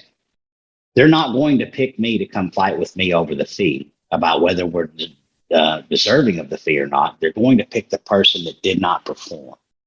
So if they pick that person that did not perform, they're going to have a case law that says this PA, whoever it was, John Doe, did not perform the duties that they were supposed to perform under their license. Therefore, they're not deserving of that fee. I didn't say that none of the PAs were deserving of it. I said that you specifically, if you did John not perform, Doe, are not. Exactly. So I wanted to make sure that we made that clear, and hopefully all the people that are listening, I've seen some instances of this already. I've been contacted by Badger about this already. And, to me, and especially when Badger contacted us over it, and it's really one of the first times that I ever told him, hey, I shot him an email back and said, out of all the people that I would believe that would have a problem with this, you would be the last one that I would think that we were having to explain it to. And what it actually tells us is that they don't understand either. The lie has been so good that the people perpetrating the lie are not even aware that it's a lie anymore. So if I told you for the last 10 years that blue sky outside was actually pink, after so long, you begin to believe that blue is pink. It's been going on so long now. Think about most of the PPAs that you know and how they perform claims. And if you ask them, well, what do you do? We've done what we've always done. Right. But they really can't tell you what that is. And it's just whatever the people in the office have done heretofore to get a claim, passed. There's no rhyme. There's no reason. We just go out, we sling it around, we go fight with them a little bit. We try to get them to pay whatever we can, and then we move forward. I did a video once. It was like I wanted to do it quick. It was like a 1 or 2 minute video. And I was like, all right, are you ready? I'm going to list off everything that a public adjuster can do for you throughout your claim. And I just went bum, bum, bum, bum, bum for a whole minute. Just boom, one thing after another, documentation. And I'm like, is that a nice list or what? Like, people think we don't, if you're doing your job correctly, just following the duties after the loss itself is a task in itself. It's a task. Pull that back up there. We'll pull that back up there, and we'll go over a couple of things on it. Okay. We're all looking at the same thing. So if we look at that subsection 2, duties after loss, the first thing that I always make sure that everybody understands is that you notice that it doesn't say the insurance company's duties under there. This is your duties after a loss. So these are things that you must perform and that they are not supposed to perform. In case of a loss to covered property, we have no duty to provide coverage under the policy if the failure to comply with the following duties is prejudicial to us. Now that's a little bit different. I'm not used to seeing that in there, but that's actually what it is, and that's the truest part that it could be. And here's what aggravates me so much. Is that not pretty clear right there? Yep. Does that not say that you need to do these things? Yep. We got a list that we're going to give you down below, and you need to do these things. And we do not have to provide coverage to your claim if you do not. Exactly. Now let's read this next part. These duties must be performed by either by, and this may be one of those policies that we need to let Sarah look at, Sarah Parker. She's compiling policies together. Sarah's well, great. If you look at the grammar, it's how you can tell scammers. When you get the scam over the email, when you look at the grammar, if the grammar is bad, that's a number one indicator that something is not correct. And it's probably somebody from another country because they don't quite get the language. When you have stuff in here like this where it says performed by either by, you see what I'm looking at? Yep. I don't think that's right. I think somebody put that shit in there. But what do you mean? But why are you on that either by so much? Because they changed it. It means the policy has changed. You know, when you look at Exactum and you see the asterisk, what does the asterisk tell you? That it's been Something's changed. Right. If you've changed something in this fucking policy, I want to know about it. And if you didn't tell any about it, why are you making any changes whatsoever? Right. So, that would be the one of the things. And then, making sure that we're seeing, that's why we want certified policy. We want somebody to get in there and say, yes, I put my name and my license, that is the policy that was in effect at the loss. Right. Remember when we, through class, we even went up, can you do me a favor? Because you've got control over there. Can you do a Google search for duty? Pull up that word duty. I love it when you do this too. Where's my mouse? And what I'm asking him to do for those in the audience, I want him to pull up the very first definition that he comes, and we're gonna look at it. We don't even have to go there. You could see it up on the screen. A moral or legal obligation, a responsibility to a task or action someone is required to perform. Now let's pull that policy back up. Normally I have control of all this. Okay. These duties must be performed by either you, an insured seeking coverage, or a representative of either. Okay, who are they talking about? Us. Yes. This is what everybody needs to get on the same page on. This is where we affect real changes right here, right now, when we understand. You're required duties. You got to do them. Duties must be performed by either by you, an insured seeking coverage, or a representative who can legally represent an insured after a loss. Public adjuster. Or attorney. Or an attorney, exactly. So now let's look at the public adjusting statute. This is a biggie right here. This is how we came to be. If you're going to require by the policy that somebody perform for that insured, there must be a license for that person to perform. I think you're catching it. I'm only seeing a small picture of you over in the right-hand corner, but it looks like you're getting what I'm saying. Oh, yeah. They didn't have a choice. Right. They had to put a license. Now, they didn't ever expect or want it to get to the place that it's at right now, but we're there, and they forced us. This is my reasoning to say that I would like to see in the next 5 to 6 years an independent body that is not beholden to the insurance company, that is not beholden to the insured, that the claims payment, just like right now, when we put our 10% fee in and we add it to the valuation for them to pay it, that should not, if you had $500,000 worth of coverage, you should get all $500,000 worth of coverage. And our fee, the $50,000 that we would charge, that should be taxed as part of the investigative part of the claim. And the insurance company should absolutely play that. Now, if they choose to get all these other people in to try to save money, it's going to cost you some more money. But you really only needed 2 people involved. You needed your representative to check over their representative stuff. Who is their legal representative again? Us. And I'm just going to stop and go back over this one more time because it is that important. These duties must be performed by either you, and I can't even read it right because my grammar deal wants me to stop it. But the correct reading, these duties must be performed by you, and then see the placement of, and I keep getting caught on this. I know that I am, but see the placement of the comma? This is a doctored document. There's I a can space guarantee you. in between you and the comma. Exactly. This has been doctored by somebody for some reason or another. And this is what makes me good at what I do. That's hilarious. I didn't even. I was diving deep into this policy yesterday, and I didn't even notice that. And I'm not even one paragraph in. We hadn't even got past the first paragraph. But this is why it's so crucial to get the policy. Think of your continuing education. If you've been in this for 2 years and you've had to do continuing education, and the next time that the listeners are doing continuing education, do me a favor. Put you a pad on the side of it. And every time that it tells you to read the policy, I want you to make a mark on that damn paper. And at the end of your CE, at the end of your 24 hours, whatever it is that your state requires, I think everybody's went to the 24-hour CE, whatever that is, count up how many times they told you to read the policy. And this just isn't us. This is the IAs and the staff adjusters as well.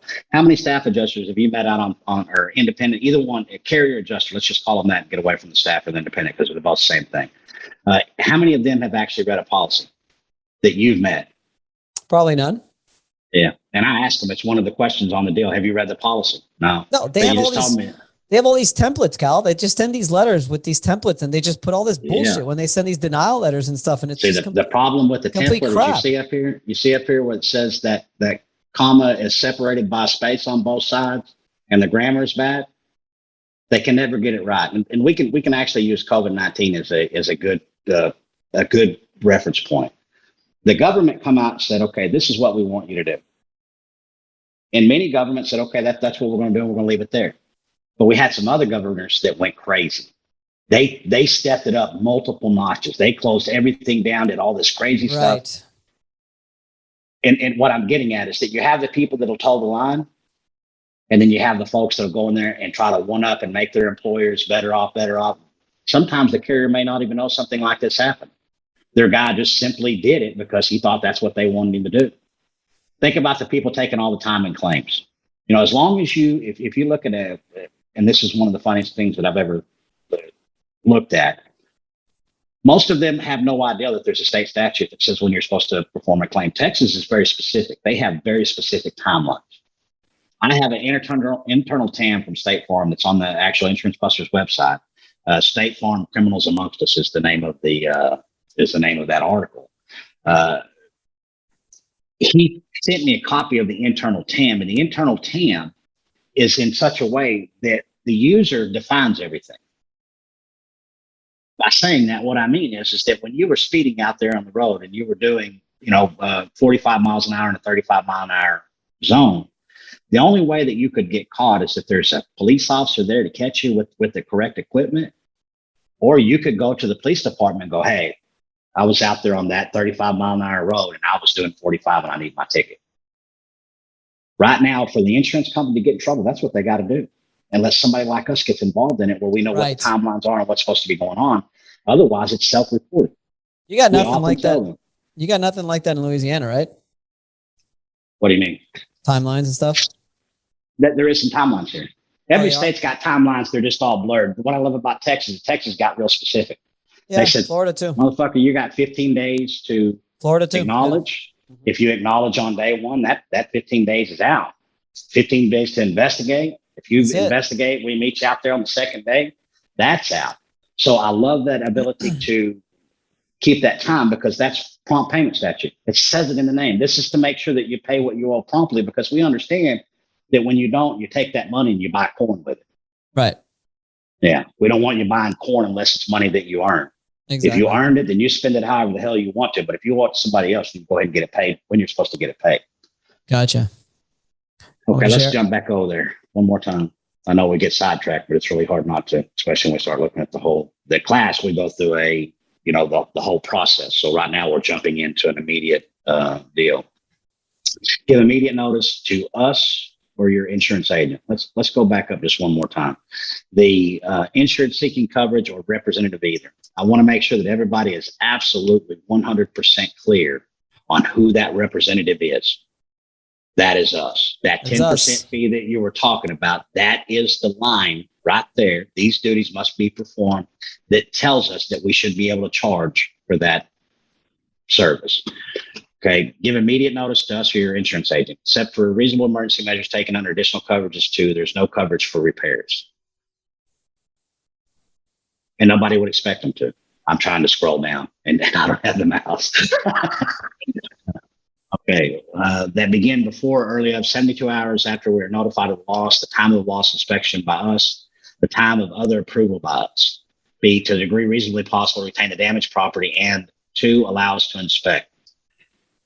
Okay, there's something missing out of there that should be in there, and it should be reasonable. Let me see. Well, it's They to don't degree reasonably Okay. possible, retain the damaged property and allow us to inspect. Well, that allow us to inspect, there should be a reasonable section in there. We'll probably, as we get down, this is a subsection that's specific to Florida because they have some $10,000 cash and stuff that they're trying to whip on everybody. I That's think why this this is one of language them. is, it is. That's why this is specifically in here. Allows to inspect, subject to be above all damaged property prior to its removal from the resident's premises. In the case of a windstorm or hurricane occurrence, any claim, including but not limited to the initial claim, supplemental claim, or reopened claim is barred unless you give us notice within 3 years after the hurricane first made landfall or the windstorm caused covered damage. That's a 3-year window that most places don't have, and I really like that. Right. Well, now Immediately it's now it's 2. And they did reduce it to 2? Yeah. Okay. Immediately notify the police in case, and this is good common sense. That's something that you should have done anyway. Yep. Same thing with D. We're not going to spend too much time on that. Let's go to E. Right. Mm-hmm. E is the one that we hear about every day from every damn carrier out there, from every adjuster. I don't care if it's their first day or their 1,500th day. They all have this one part of the policy down really, really good. Where did we go? Yeah. Protect the covered property from further damage. The following must be performed. What are they actually talking about there? Mitigation. Mm-hmm.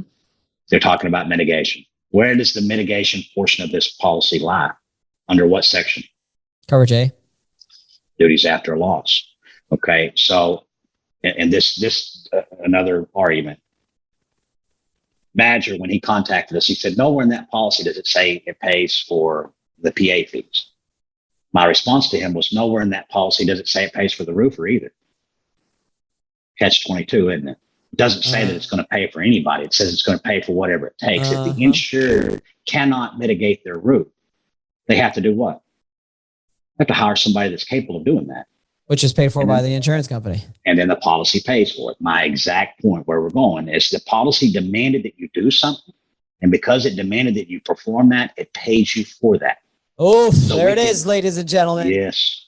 We can all understand it when it comes to mitigation, but we somehow lose it there because this is the only part of the policy that anybody talks about. Yeah, you have a duty to mitigate.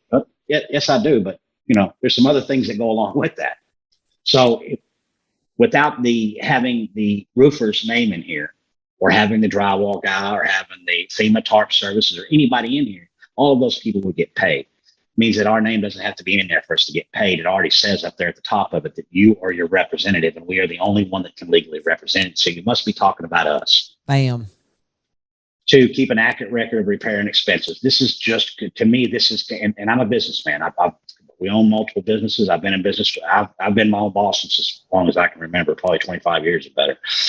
But these are something that we should all do. Keep an accurate record. Prepare an inventory of damage. I'm not going to get into that too much. And here's where we go. As often as we reasonably require. Now, see, that's why I say we were looking up there that was missing a word, and it was missing that word reasonable.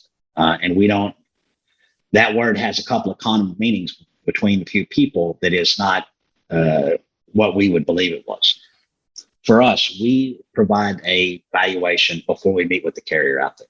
When we meet with them out there, they already have our valuation in their hand. Reasonable demand. Proof of loss. These things should already be done.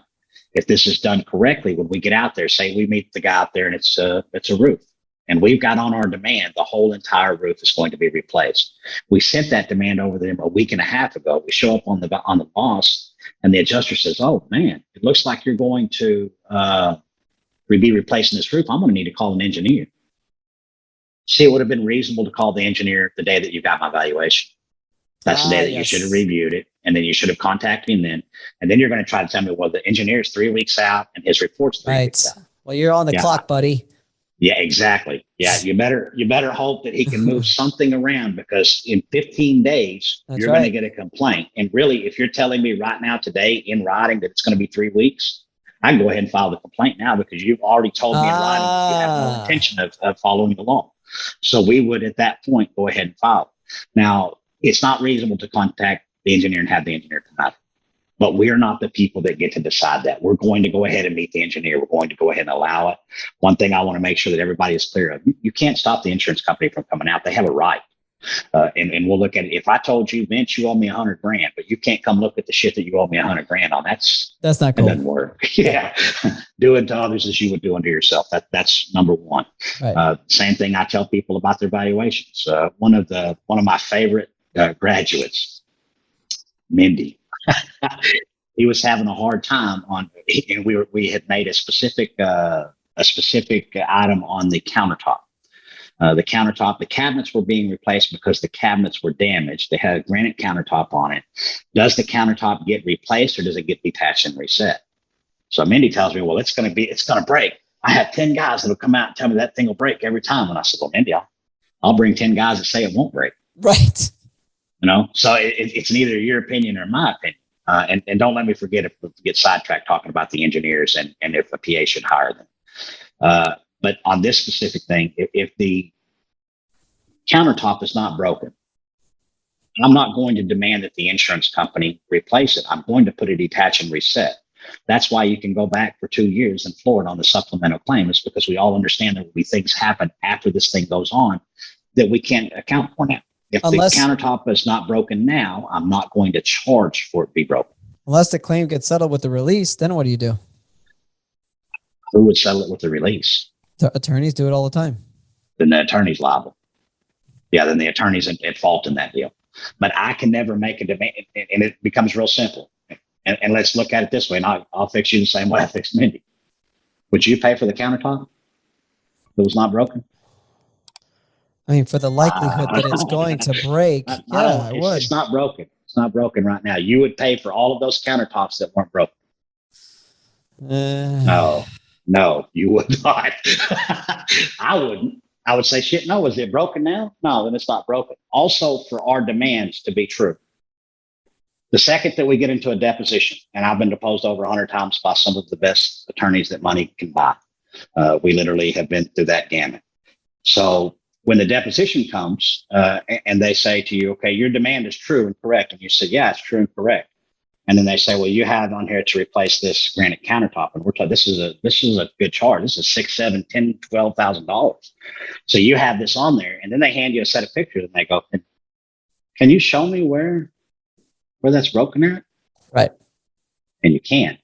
And see, your whole reputation and everything that you do just got shit on right there because a simple detach and reset as opposed to replace. So I would definitely go for the detach and reset. The item's open. Again, there's too many claims, Cal, that they end up getting releases signed, even in litigation where there's no going back. That's not normal for us. Yeah, that's not normal for you. We've signed one release in mine that I can remember. There's only been one release that we've signed in the entire time, and they all go to litigation, damn it. As we're saying that, let me make sure I clarify what I mean by going to litigation. If we go after $100,000 and the insurance company pays $75,000, great. That's like telling a dad, good, you paid your child support. You don't get a kudos for that.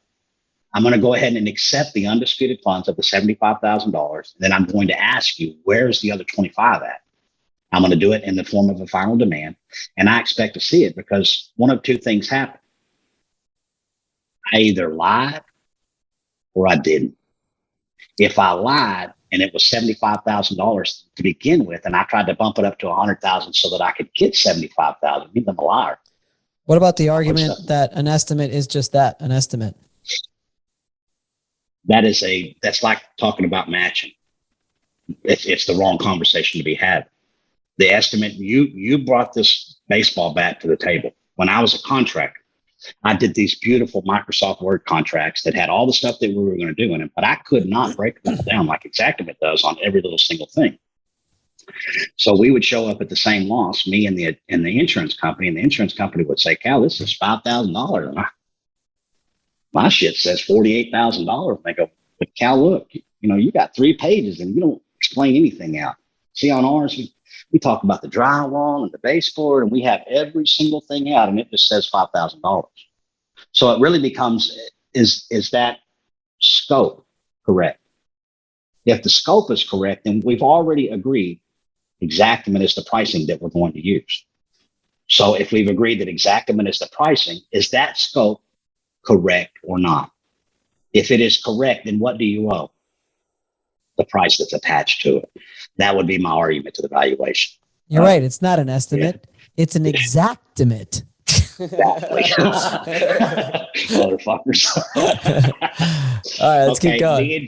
The engineering thing, that real quick, we'll hit on that. And we get the question all the time, should I bring my own engineer out? No, you shouldn't bring your own damn engineer out. The only time that an engineer should come out there for the insured is if you've went and we'll look at a tornado. We've done a lot of tornadoes. If I walk up to the front door and I can see that the front door in that 3-foot span at the top of that front door, there's an 1.5 inch gap from the hinge side to the plunge side, I'm going to put a charge on there to get the engineer to come out there. And I've never had an insurance company tell me, no, Cal, we won't pay for that. No, they will agree for it. Now, here's the screwed up deal. I'm from Texas, where the majority of claims that you see, the vast claims are hail. That's what you see a big bunch of is hail. So out of all those hail claims, we will see engineer after engineer after engineer. When you walk up and you literally have a hail hit the size of your fist, and they call an engineer out here to look at this. But then we go to an area that had an EF3 or an EF4 tornado and rip down through this whole thing like a brush hog. Have you ever seen a big vast area hit by tornado? Yeah. It's insane. Looks like a brush hog just literally went right down through there and got some stuff and missed some stuff. Those are the ones that should have the engineers on. But they don't call them out on those, do they? Just for structural stuff, like figuring out the kind of structural they details don't. that have to. It shouldn't be for causation, is what you're saying. Exactly. Well, and the reality of it is, they can lie. They can floof a bunch of stuff on the roof. Oh, the shingle takes this. It's just opinions. It's just opinions. But when we start talking about structural, it's not an opinion. Right. There's a factual evidence of what it is and what has to be done to repair it. So we don't want those guys out here. Because if they come out here, they've got to put to it, because then we can get them in a whole bunch of trouble. You mean to tell me that the header was 1.5 inches sitting off the top of the deal, that's okay? Right. They can't do that. They will lose that license very quickly. But the gist of the whole thing is it's an opinion. You hit the nail on the head. If the insurance company has hired an engineer and you're attempting to get, and this would be the only reason that you would have an engineer under my concept, was that, they brought theirs to deny, and you're now trying to bring one to sway their opinion. What is your job as the PA? Sway their opinion? Same thing, and it's an opinion. I understand. I agree. Yeah, and what's going to end up happening, and this is the culmination of the whole thing. If they're got an engineer on their side already, then they're going to deny, which means that more than likely you're going to end up in litigation. If you end up in litigation, then the litigation part, they pay for it. The attorney is going to have to do his own independent deal. Whatever I did in my file, he's going to have to hire somebody else to go do that. So if I hired an engineer, then he's going to have to hire another engineer, and then the insured is going to pay for who? At the end of the day, both. They're going to pay for both of these engineers. They shouldn't do that. If you need to get an engineer, you need to close up your part of the claim and get it to somebody that knows what's going down. Because the engineer, you bring an engineer is going to take more time, which they love. Thank you for giving us another 60 days, another 6 months. They love that part of it. Then when they get it, what are they going to say? We agree to disagree. and it's over with. And then you end up in the same place. I keep telling everybody that an engineer the other day told me that he was giving a factual-based opinion. Yeah. Factual-based opinion. Huh? How can you have a factual opinion? It's an oxymoron if I ever heard one. In its own title, it's an oxymoron. It's a factual opinion. We would call it a fact. Exactly. We call those things facts. Or an opinion. Whatever it is. It's not it's not both. It's either or. One of the two. All right. As often as we reasonably require, provide us with records and documents we request and permit us to make copies. Exactly. Okay. But they never want to submit shit to us. Yeah, but they don't have a choice, and that's the whole document part. Once you put it down, they don't have a choice. Now you have, and this is the reality, you have a bunch of idiots that don't know what's going on. Right. This is where complaints come in very good. Complaints are not to get a claim paid. That sometimes happens, but complaints are to allow the Department of Insurance to understand and know what's going on with their constituents. And then for them, when they are on the violations, and right now, if you look at most of the complaints that come in, I think there's been 23 to 2,500 complaints that have come in from Louisiana. I can guarantee you the majority of those complaints go something like this. That asshole insurance adjuster came out here. I didn't see him for God knows when. He didn't call, he didn't do anything, and he didn't pay my claim. While I feel bad for you, and I understand that make you frustrated, but nothing in what you just said violates any of the statutes. Which means that when it comes to the complaint department, right, the complaint department's going to look at it and say, this is not a valid complaint. And they're absolutely right. There has to be an actual statutory violation that would trigger them to go ahead and say, this is a valid complaint, and we are going to put a hickey against the insurance company. Now, all those hickeys are supposed to add up. And if they get so many hickeys, then they're supposed to be audited for a 2 to 4 year period, depending on what state it is. Right. And that's a whole nother, you don't want to get audited. And we're not talking about a singular audit. It's supposed to be an audit where you now go for the next 2 year period. We're going to audit everything that you do because it kind of looks like you got a pattern of doing this. Right. So they're imperative. But also what happens when we file a complaint, we send the complaint to the Department of Insurance. We send a copy to the insured, and every son of a bitch that was involved in that claim gets their name is on it, and they get a copy of it. And then whatever State Farm, then it goes to the Fire Claim Central, whichever the home body is. What that does is it normally gets somebody else involved. The low-level guy is telling you, go screw yourself, and he ain't running nothing. He don't know what's going on. He doesn't even know that he's in trouble. When the complaint is filed, his supervisor gets a hold of it, looks at it and says, wait a second, this shit is going south very quickly. And then you'll see them. And we've had many come in before and resolve the whole claim just like that because the right person got involved. The person that we're dealing with is a numbnuts that doesn't know the statute, has never read a single policy. If you've never read this policy, how can you say that you're out here adjusting this claim and doing what you're supposed to be doing and then telling me that these things aren't covered? Who the fuck told you they're not covered? Right. Well, my supervisor. What's that motherfucker's name? We're going to depose his ass as well. Have you ever read the policy? Well, one time at band camp. No, we're not talking about one time at band camp. We're talking about this policy on this claim that you just said this was not covered. Who the fuck told you that? Right. And the blink, that's where you see the blink at the most when they say, well, we don't cover that. Who told you that? I call it the backstroke. Instead they say, oh, well, Mr. Perri, well. Yeah. And then it's not Vince anymore. It's Mr. Perri. Huh? Right. Exactly. Exactly. And I love that. We start out and it's one way. Usually by the time that we end up, it's Mr. Spoon and how about this and how about that? Mm-hmm. All right. Allergies killing me. That's all good. Okay. Provide us records. You or any insured under this policy must submit to examinations under oath and recorded statements while not in the presence of any other insured. Mm. What I would say about that is in the network, we have garnered, I think there's been 5, maybe 6 attorneys that have came to the camp. All of those attorneys have agreed to, they contact and say, Vince, we want to do an examination under oath with your insured. If they're asking for an examination under oath, it's kind of like the engineer deal. Yep. Something's going on. That there's already shit in the game and they're trying to figure something out or do something. At that point in time, your insured should have legal representation and we're not it. So these attorneys, and I'll name a few of them off that are there in Florida, Dennis Green.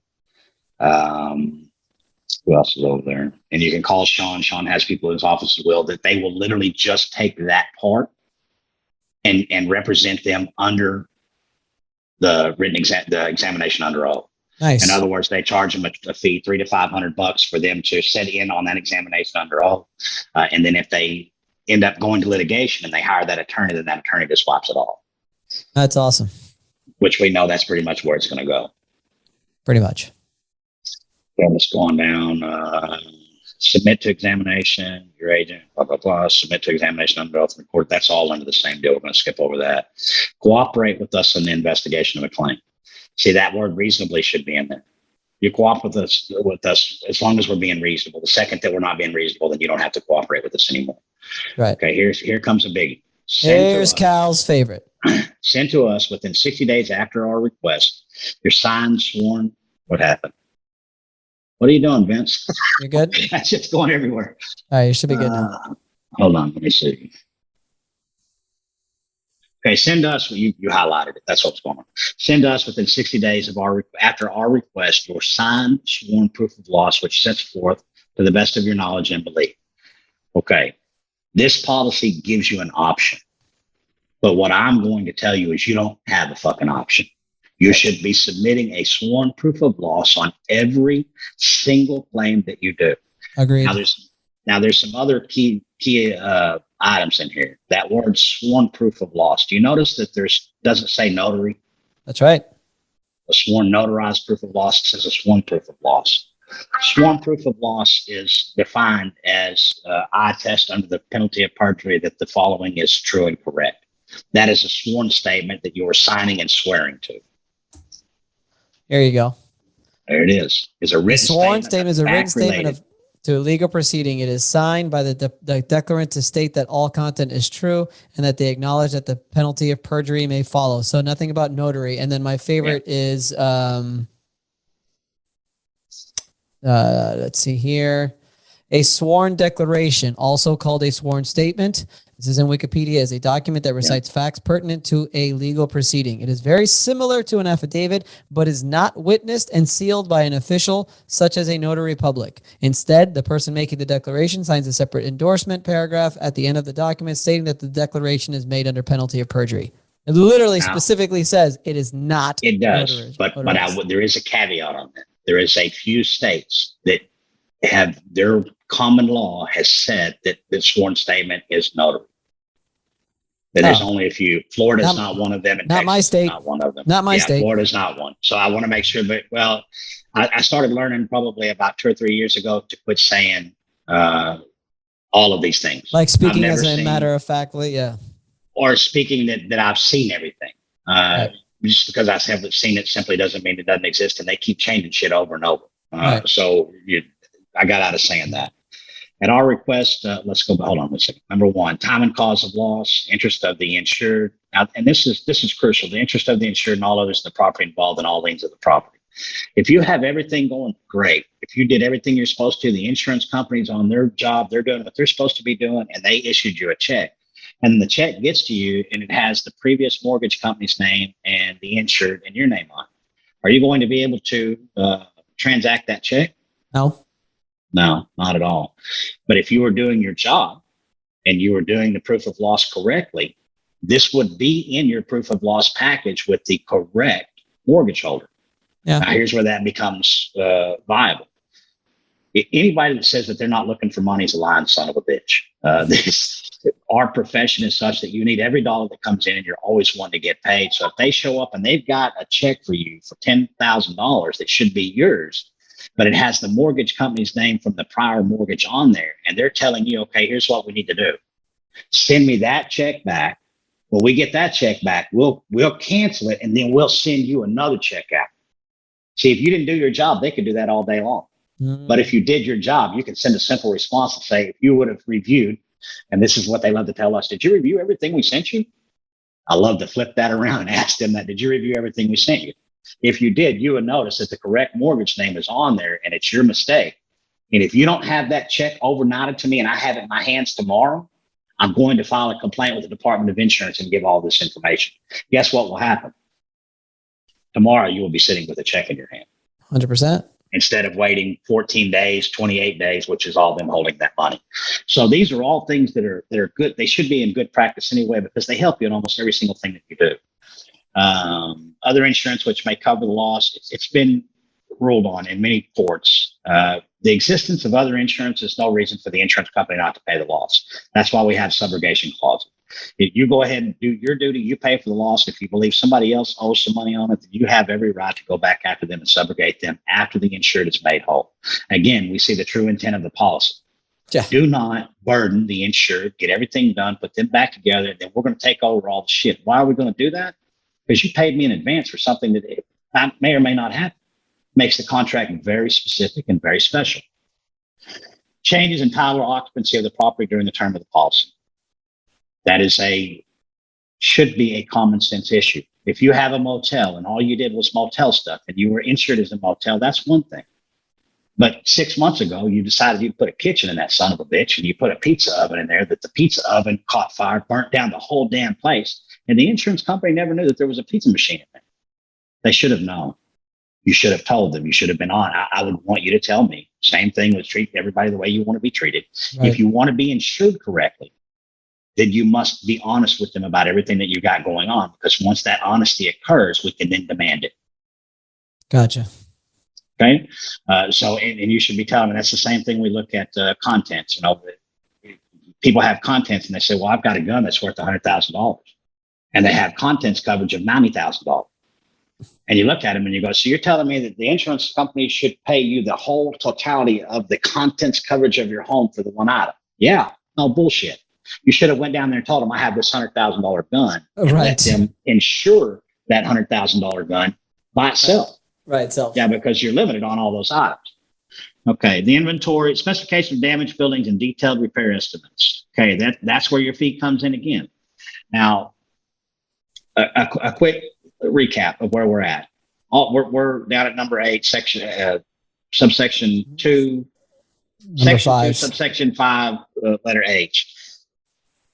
If you have all of this stuff inside of your demand and you have complied to this point, you're getting close to being able to charge your fee.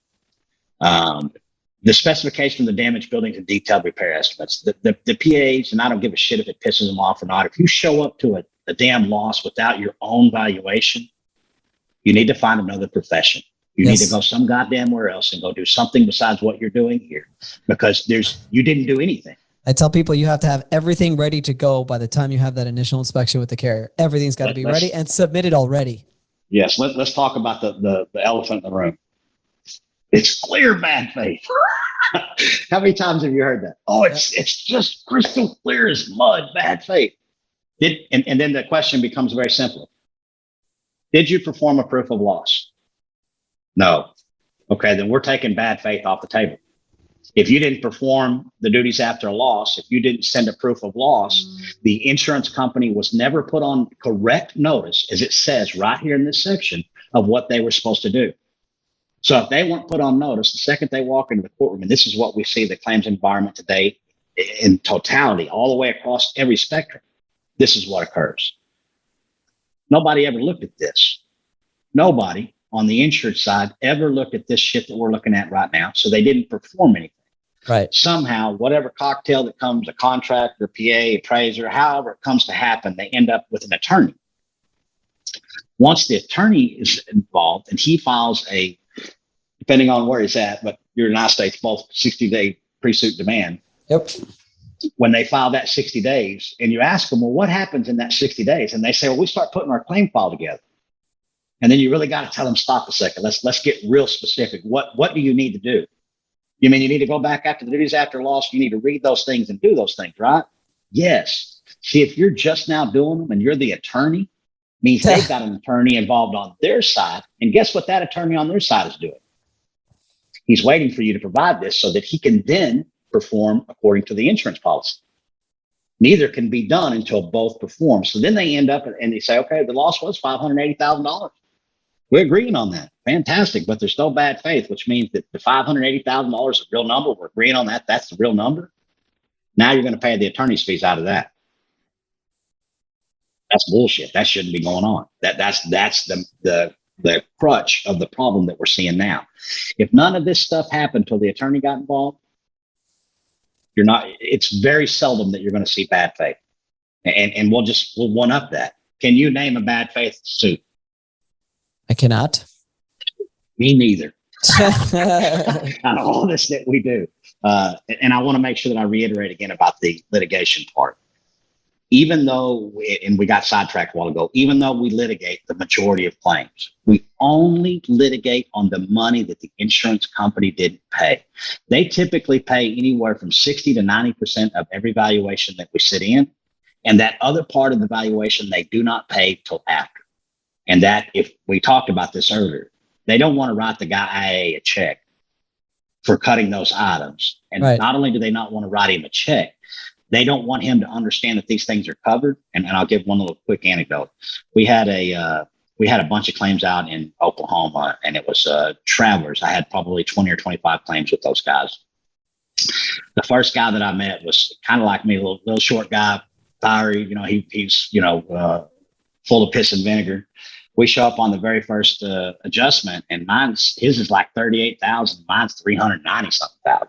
He gets out of the truck and he's purple. It's this fucking farce, and he's cussing. He's doing it. And I looked over at one of the air conditioners. I said, "You see that air conditioner?" He goes, "Yeah." I said, "That's a $20,000 unit. There's 3 of them sitting right there."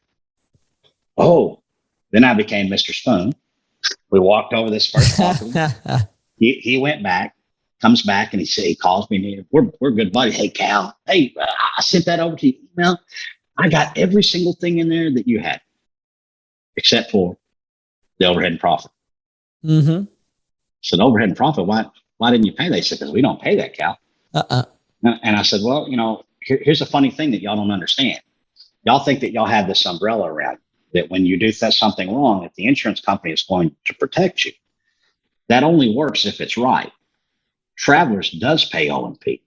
You specifically are choosing not to pay it, which means that you specifically are going to be the one that gets in trouble." Oh, eyes cringe a little bit. "Cal, let me get back with them. We'll call my manager." He calls manager, calls back. Says, "My manager said, you're crazy. We don't pay that." And I said, "What's his name?" Told him his name. And I said, "Call him back and tell him he's now on the list." He calls back. 5 minutes later, he calls me and says, "Son of a bitch, Cal, they're paying it." To me, it was just another day, just something else that we do. But like I said, I have this guy on a whole ton of adjustments. So I meet him on like the next 3 or 4, and he is just like my best buddy. "Oh, yeah, I got everything." And the second one I met him on, he goes, "Yeah," he said, "I went back and I contacted all these people and paid this overhead and profit to them." I said, "You're going to get in trouble." And this is how brainwashed they are. "No, my company wants to do the right thing." I said, "Yeah, I don't think so. I think that they're going to come after you and you're going to be in trouble for doing it." "Oh, no. I see him 4 or 5 more claims. Everything's fine, hunky-dory. He's great. Maybe that 6th claim, he's that same guy I met on the first one. "We don't pay O&P. We don't do this." My God, that's hilarious. Well, they tore his ass up. But the example is that the second that they told him that it was okay, he began to do it. And then This when is you why did they it don't too pay many, protecting on every claim. This is why they don't pay Right. O&P on every claim. right? Once you were given the okay to do it, you begin to do it, and you've completely destroyed what's taken them 40 or 50 years to build. Right, exactly. That's Okay. insane. That's crazy. So he agreed to pay it, and then because he started paying it consistently, they decided to tell him that he can't pay it anymore. No, he went back proactively and paid other clients that didn't demand it. So Right. he had already closed claims out. So he called them. Yeah. And he's a staff adjuster. So he was getting roughly the same pay no matter what. Right. He called these people up proactively and told them, "Hey, we owe you some more money." Oh. Yeah. Oh. Yeah, he was in a little bit of trouble. I thought he was just doing it going forward. No. He made it retroactive and got his ass in the hole. But it speaks to him believing in what he was doing. And then when he was approved on something and it was told that it was right, then him implementing that into his claims process. Right. That's why they're not paying those things. That's why we see the majority of our claims, 90% go to litigation. We're not going to litigation on the meat. The insured has the meat. We have the meat. If they paid $75,000, that means that the insured got their cut. We got $7,500 out of it. So everybody's got money to wait to do any mitigation that's necessary and wait on that insurance company and the attorney to resolve the rest of the claim. But you're sitting on a pocket full of money already. Right. And it's not free money. It's money that you're owed and money that needs to go towards the claim. But it's a much different scenario than when you don't have any money, you don't know what's going on. People often say, "How do you get your insurance to sign?" How do you not? I mean, that surprises me that people have a hard time getting Let's close this out. Let's close the duties after the loss out. One thing is all these things in here, this is something that I learned from you, should already be in Florida, your letter of representation that you present to the insurance company, which is also known as a preliminary proof of loss, because once you submit your specification of damaged buildings and detailed repair estimates, that should complete the duties after the loss in regards to the proof of loss. Am I correct? Should. And each policy is a little bit different. So you need to go through and reach each one that's there. One thing that I would point out here, and it's a very good thing, is number 7, receipts for additional living expenses incurred. Right. There's and I've seen several posts today, level the playing field in our forum over at Public Adjuster Attorney Portal, talking about this where, they're saying, well, like drip edge is code, so it's a cost incurred item. You're full of shit. The drip edge is required to be put back on there. It has nothing to do with the law, ordinance and law. It is a system to be put up. And specifically says O&L coverage. O&L coverage specifically says it says undamaged. It says it on it says undamaged property. It says it right on there. Exactly. Many people get it screwed up. There's a little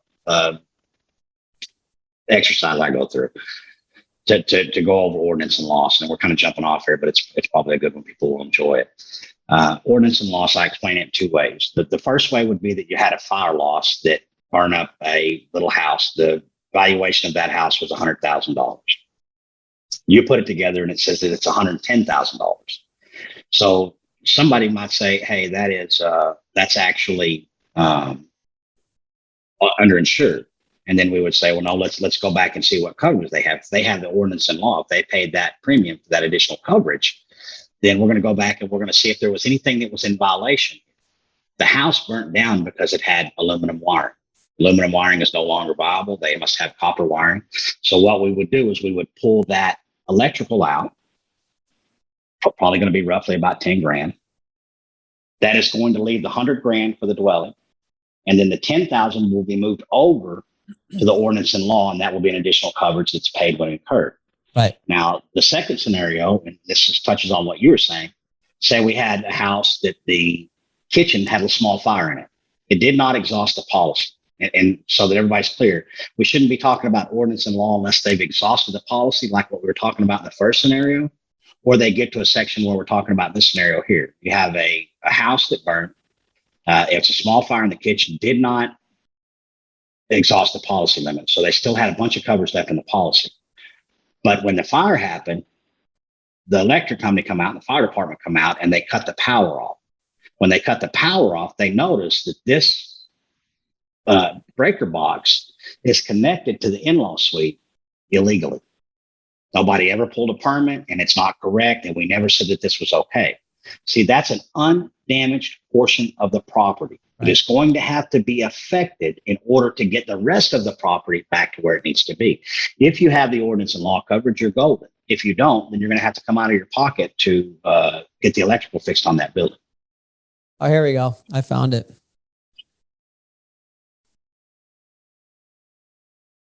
Demolition and reconstruction of the undamaged part of the covered building or other structure. Remodeling, removal, or replacement of the portion of the undamaged part of a covered building. Yes.